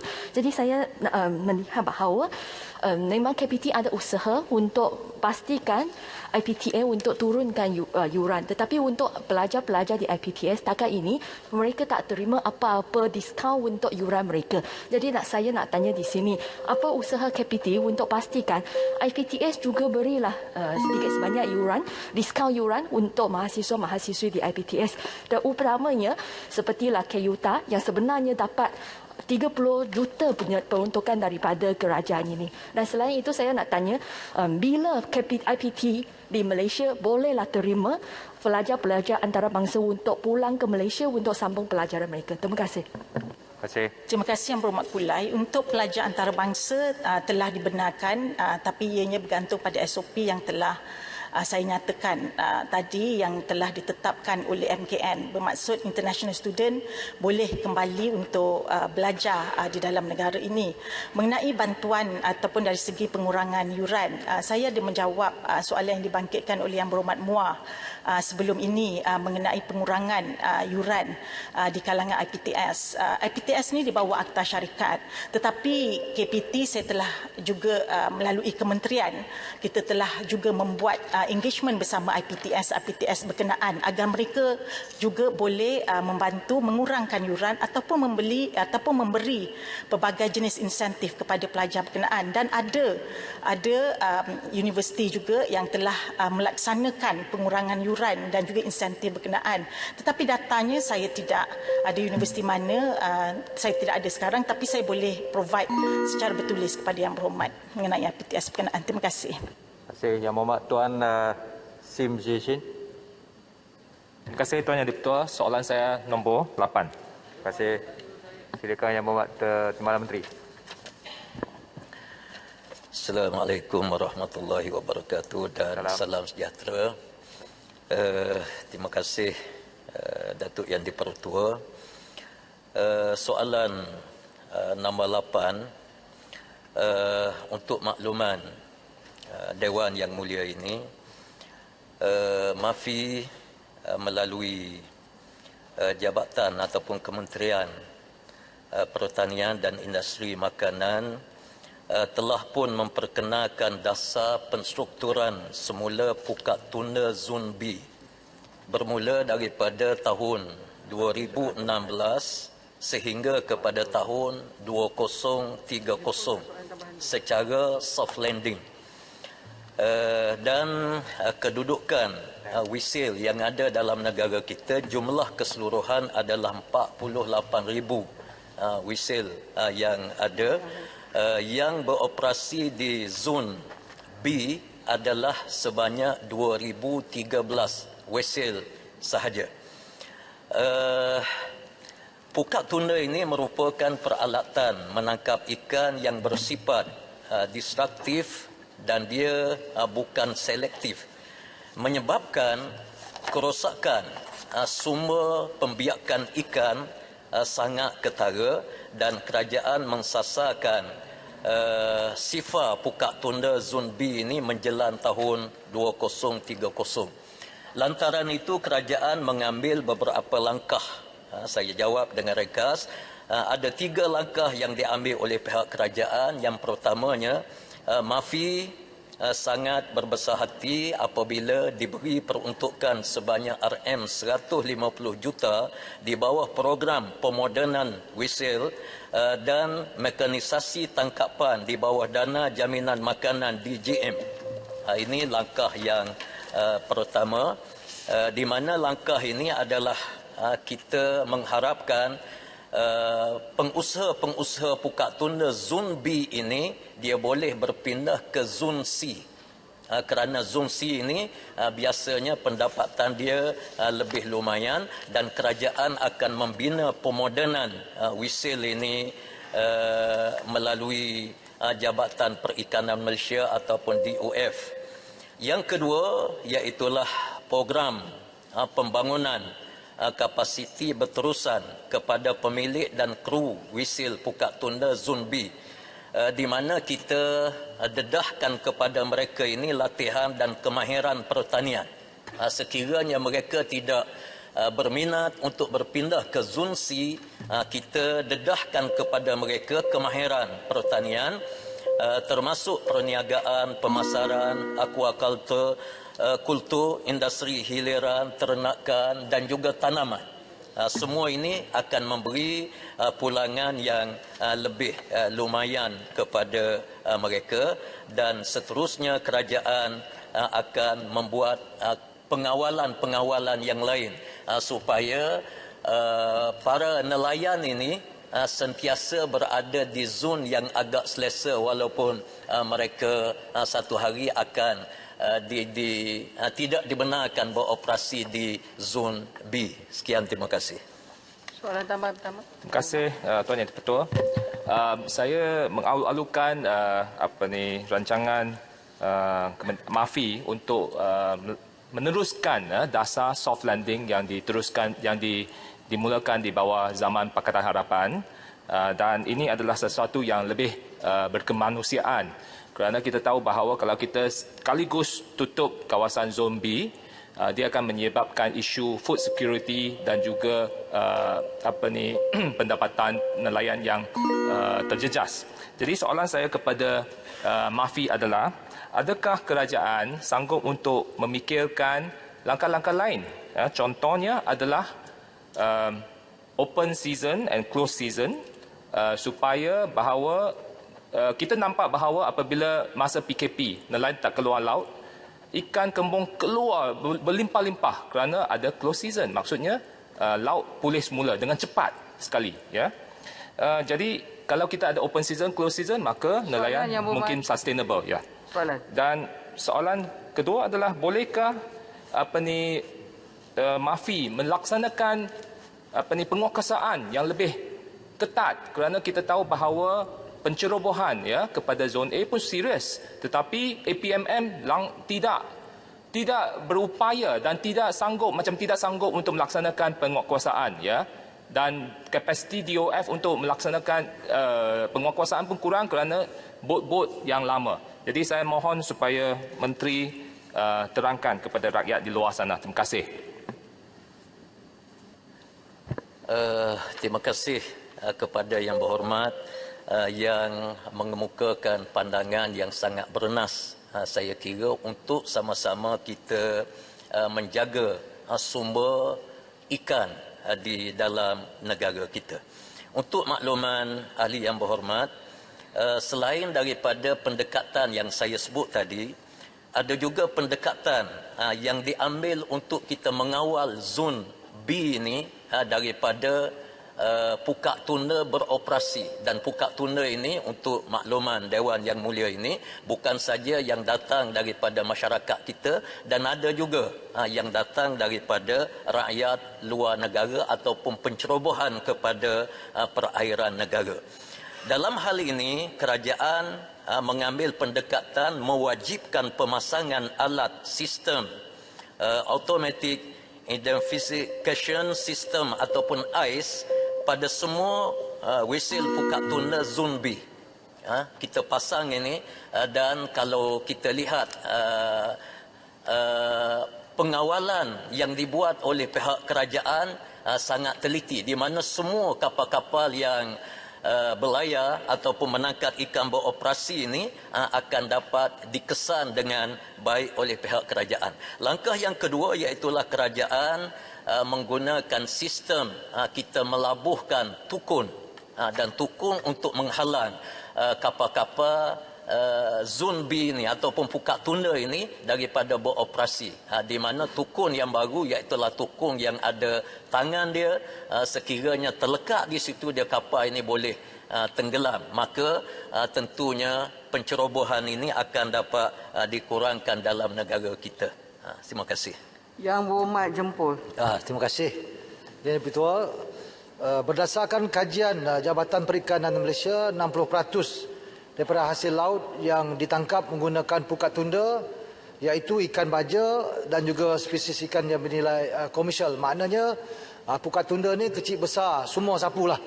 Inilah bahaya je pukat tunda.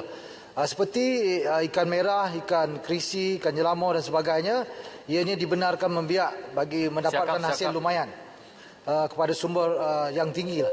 Jadi soalan saya, mengapa kementerian perlu mengambil masa yang begitu lama untuk menamatkan sepenuhnya penggunaan bot tunda untuk zon B hampir 10 tahun. Yang keduanya, apakah rasionalnya kementerian menetapkan sasaran 1950 unit pukat tunda akan dibenarkan beroperasi menjelang tahun 2025, dan mengapakah kita membenarkan ikan yang tidak digunakan ini menjadi baja ataupun MAFI tengah mengkaji sumber makanan lain selain daripada ikan ini dijadikan baja. Mohon jawapan Menteri. Menteri. Terima kasih Yang Berhormat yang sangat peka dengan kita punya sumber ataupun tempat pembiakan ikan di dalam negara kita. Kerajaan mengambil masa kurang lebih 14 tahun daripada 2016 sehingga 2030 ini, kurang lebih 14 tahun. Ini kerana semua kita maklum bahawa nelayan-nelayan kita ini mereka tidak ada kemahiran yang lain, terutamanya untuk bekerja di kawasan darat. Mereka dibesarkan dengan nelayan dan mereka sukar untuk berpindah daripada satu pekerjaan kepada pekerjaan yang lain. Yang demikian itu kerajaan terpaksa mengambil satu jarak yang agak lama, dan alhamdulillah setakat ini apabila kita cadangkan kepada mereka ini pekerjaan-pekerjaan lain termasuk bercucuk tanam di bawah MAFI ini, dan kita perkenalkan kaedah-kaedah yang lebih moden, dan apabila mereka libatkan dengan pekerjaan ini ada pengaruh lain, ada kesan kepada masyarakat nelayan ini untuk mereka masuk ke bidang pertanian dan juga penternakan di kawasan darat. Sebab itu kita terpaksa mengambil satu langkah yang agak lama supaya tidak berlaku sebarang kejutan. Sekian, terima kasih. Yang Berhormat Datuk Haji Cik Abdullah bin Mat Nawi. Tuan Yang Dipertua, Yang Berhormat Hulu Langat masa soalan nombor 4 tadi berpantun memperlikan PAS dan UMNO. Saya cuba bangun untuk jawab pantun tapi tidak diberi peluang oleh speaker masa itu. Kalau Yang Berhormat Hulu Langat ada, saya nak jawab pantun ni. Yang Berhormat, ni soalan lisan. Kalau tak ada, tak apa, saya jawab lain kali. Yang Berhormat boleh pesan kat sesiapa yang nak bahas mewakili PAS nanti ke? Soalan saya nombor 9 minta jawapan. Silakan Yang Berhormat Menteri. Bagi jawapan bertulis. Terima kasih Yang Berhormat Datuk Empat. Datuk Yang Dipertua, Kementerian Pendidikan Malaysia KPM sentiasa prihatin dan peka dengan keadaan yang boleh mendatangkan gangguan kesihatan mental guru dan murid akibat pandemik COVID-19. Dalam hal ini, KPM telah menyediakan beberapa langkah strategik untuk warga guru, bukan guru dan murid khususnya dalam perkhidmatan bantuan sokongan psikologi dan khidmat pencegahan, pembangunan, pemulihan serta intervensi. Perkhidmatan bantuan sokongan psikologi yang diberikan meliputi kaunseling individu, kaunseling kelompok dan sesi konsultasi oleh kaunselor pendidikan serta guru bimbingan dan kaunseling yang profesional di bahagian KPM, Jabatan Pendidikan Negeri, Pejabat Pendidikan Daerah dan semua institusi pendidikan KPM. Perkhidmatan ini dijalankan secara bersemuka dan dalam talian. Bagi meningkatkan kesihatan mental warga guru dan bukan guru, program 3A, Aware, Alert, Action ataupun sedar, peka dan tindak dijalankan untuk memberi latihan mengurus emosi akibat pandemik secara dalam talian, webinar dan e-book. Manakala bagi murid pula, program Minda Sihat dalam kebiasaan baru tahun 2021 dijalankan untuk meningkatkan kesedaran tentang kepentingan penjagaan kesejahteraan diri, mengenal pasti gejala awal yang memberi kesan kepada minda akibat pandemik yang berlaku dan meningkatkan kemahiran gaya daya tindak ataupun coping skill. Untuk maklumat harian berhormat, bagi warga KPM yang memerlukan intervensi selanjutnya, kaunselor pendidikan akan mencadangkan agar mereka mendapat lawatan perubatan di klinik kesihatan atau hospital. Bagi murid yang memerlukan intervensi yang selanjutnya pula, guru bimbingan dan kaunseling akan memberikan konsultasi kepada ibu bapa atau penjaga supaya membawa anak mereka mendapatkan rawatan daripada pegawai perubatan klinik ataupun daripada hospital. Terima kasih. Soalan tambahan pertama. Soalan tambahan. Tuan Yang di-Pertua, terima kasih jawapan daripada Timbalan Menteri tadi. Soalan seterusnya, peningkatan tahap keseriusan gangguan kesihatan mental kepada golongan murid tidak wajar dikesampingkan oleh KPM. Walaupun saya percaya gangguan kesihatan mental ini boleh jadi disebabkan oleh faktor luar daripada persekolahan. Kajian tinjauan mobiliti dan kesihatan kebangsaan saban tahun juga menjelaskan keseriusan kes-kes gangguan kesihatan mental kepada golongan murid. Oleh itu saya ingin bertanya, pertama, apakah kementerian bersedia untuk menambah baik plan pembangunan pendidikan 2013-2025 bagi menyokong perkembangan kesihatan mental murid sebagai teras dalam dasar tersebut. Ini sesuai dengan rangka tindak yang lebih komprehensif seperti yang dilaksanakan di negara-negara luar seperti Ireland dan beberapa negara maju yang mempunyai kerangka intervensi sejak early childhood serta dasar well-being in primary schools guidelines for mental health. Kedua, apakah langkah penekanan aspek kesihatan mental dalam 3 aspek kesihatan awam yang difokuskan di sekolah-sekolah? Ini kerana ketika ini kita lihat aspek kesihatan awam ini lebih tertumpu kepada kesihatan awam, vaksinasi, pergigian dan alam sekitar. Terima kasih. Silakan. Terima kasih kepada Yang Berhormat Tumpat. KPM sentiasa prihatin dan kita tidak sesekali memandang ringan tentang kesihatan mental.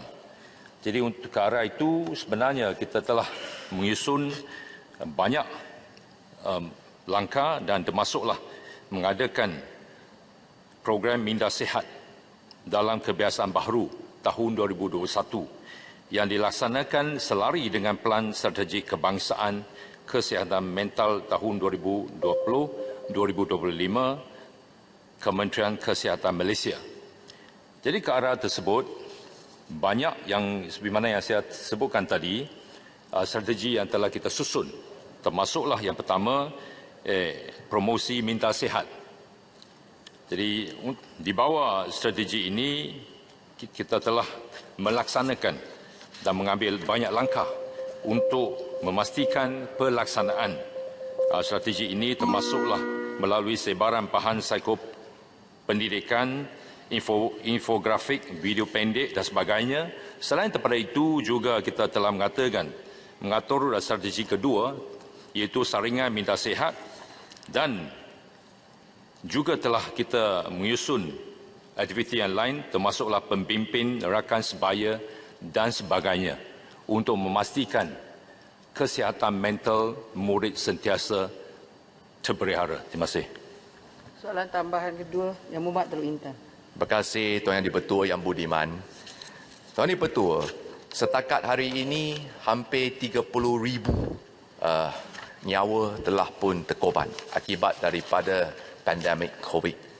Dan lebih kurang 4,700 orang anak yatim piatu telah pun dikenal pasti oleh pihak kerajaan. Maka persoalan di sini saya nak tanya kepada pihak kerajaan, apakah langkah-langkah proaktif yang akan diambil oleh bukan saja Kementerian Pendidikan dengan agensi kerajaan lain supaya memberi bimbingan dan membina upaya kepada anak-anak yatim piatu yang begitu memerlukan, mempunyai keperluan yang terdesak supaya mereka tidak tercicir daripada pelajaran dan diberikan peluang dan ruang untuk menjadi insan moda yang berguna dan boleh memberi sumbangan kepada masyarakat negara kita. Saya mohon jawapan daripada kementerian. Terima kasih. Yang Berhormat Menteri. Terima kasih kepada Yang Berhormat Teluk Intan.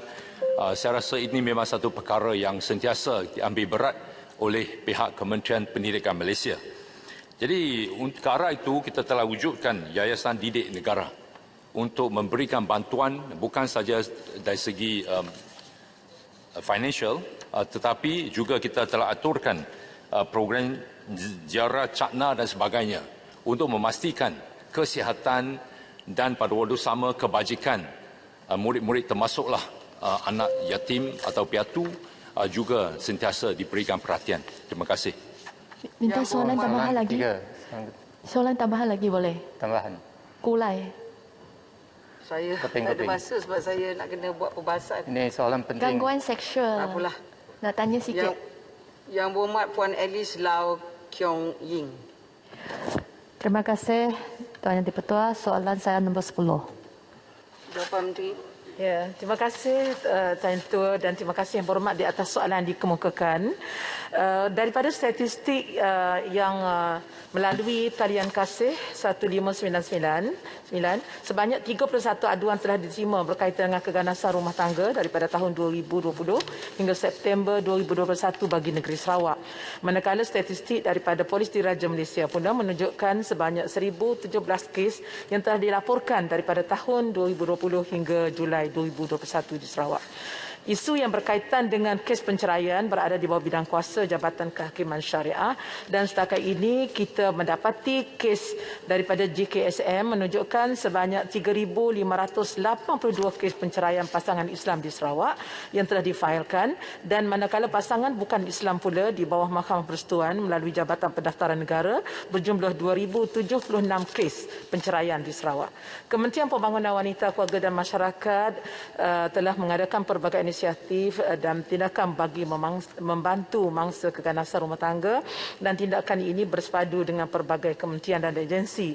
Di antaranya ialah jawatan kuasa menangani keganasan rumah tangga untuk memastikan keberkesanan gerak kerja pengendalian kes keganasan rumah tangga, mewujudkan pusat transit sementara di masjid dan juga mengadakan pusat sokongan sosial setempat PSSS yang bergerak dan juga yang statik dan juga mengadakan tempat selamat rumah perlindungan untuk mudah diakses oleh mangsa dan setakat ini terdapat 5 tempat selamat yang diwartakan di negeri Sarawak daripada 39 semua tempat selamat di seluruh negara dan JKM sentiasa menguatkuasakan Akta Keganasan Rumah Tangga 1994 di mana untuk memudahkan supaya dapat diakses terus oleh mangsa keganasan dan kerjasama juga kita buat melalui One Stop Crisis Center OSCC yang melalui Jabatan Kecemasan di Hospital Kerajaan yang ada di 135 buah untuk memudahkan mangsa mendapat pertolongan.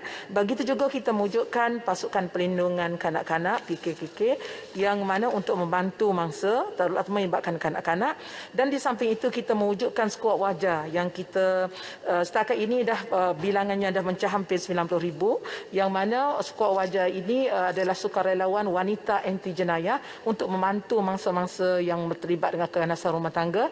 Di samping itu kita ada pelbagai program pendidikan melalui LPPKN dan Akademi Keluarga Sejahtera untuk menerapkan nilai-nilai kekeluargaan dalam membina keluarga yang sejahtera dan kita mengadakan talian khas, talian kaunseling khas iaitu toll free helpline.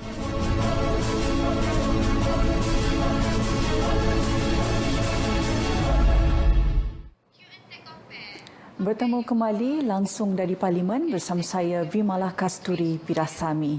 Baik saudara, terlebih dahulu telah berlangsung pertanyaan-pertanyaan menteri.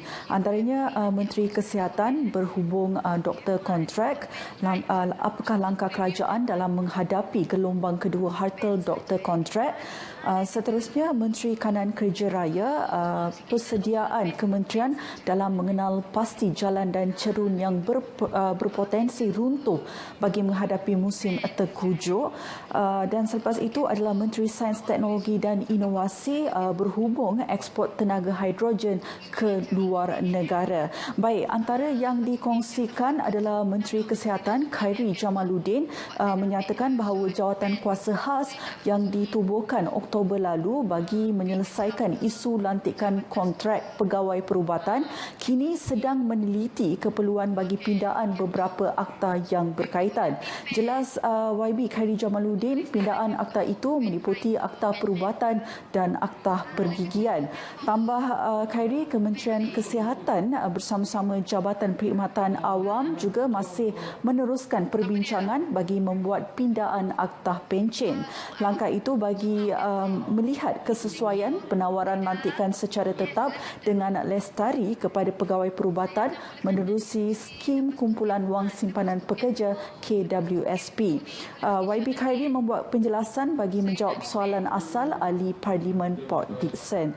Baik, seterusnya adalah Jabatan Kerja Raya JKR bersiap siaga sepenuhnya dalam menghadapi risiko bencana pada musim tengkujuh yang dijangka berlaku hingga Mac tahun depan. Persediaan meliputi aspek tenaga kerja selain jentera dan logistik. Menteri Kanan Kerja Raya Datuk Seri Fadilah Yusof berkata 1,474 cerun yang berada di tahap bahaya sederhana hingga sangat tinggi telah dikenal pasti. Ia terletak jalan persekutuan kritikal di 5 negeri yang mungkin terjejas akibat monsun timur laut iaitu Terengganu, Pahang, Kelantan, Johor dan Negeri Sembilan. Lembaga Lebuh Raya Malaysia bersama syarikat konsensi Lebuh Raya pula telah mengambil beberapa langkah persediaan bagi memastikan cerun di sepanjang Lebuh Raya adalah selamat. JKR juga mengaktifkan bilik gerakan bencana bagi memantau situasi semasa dan menyebarkannya maklumat berkenaan kepada pengguna jalan raya. Datuk Seri Fadilah menjawab pertanyaan Wakil Dungun Wan Hassan Muhammad Ramli. Baik saudara, pertanyaan kepada Timbalan Menteri Pelancongan Seni dan Budaya sebentar tadi, beliau menyatakan setakat ini Tourism Malaysia mempunyai 30 pejabat yang aktif beroperasi di lebih 20 negara di seluruh dunia. Timbalan Menteri Pelancongan Seni dan Budaya menyatakan terdapat 2 petugas ditempatkan di setiap pejabat tersebut. Berhubung pembukaan Pusat Baharu Tourism Malaysia di negara berpotensi, kementerian akan memperkasa pusat sedia ada.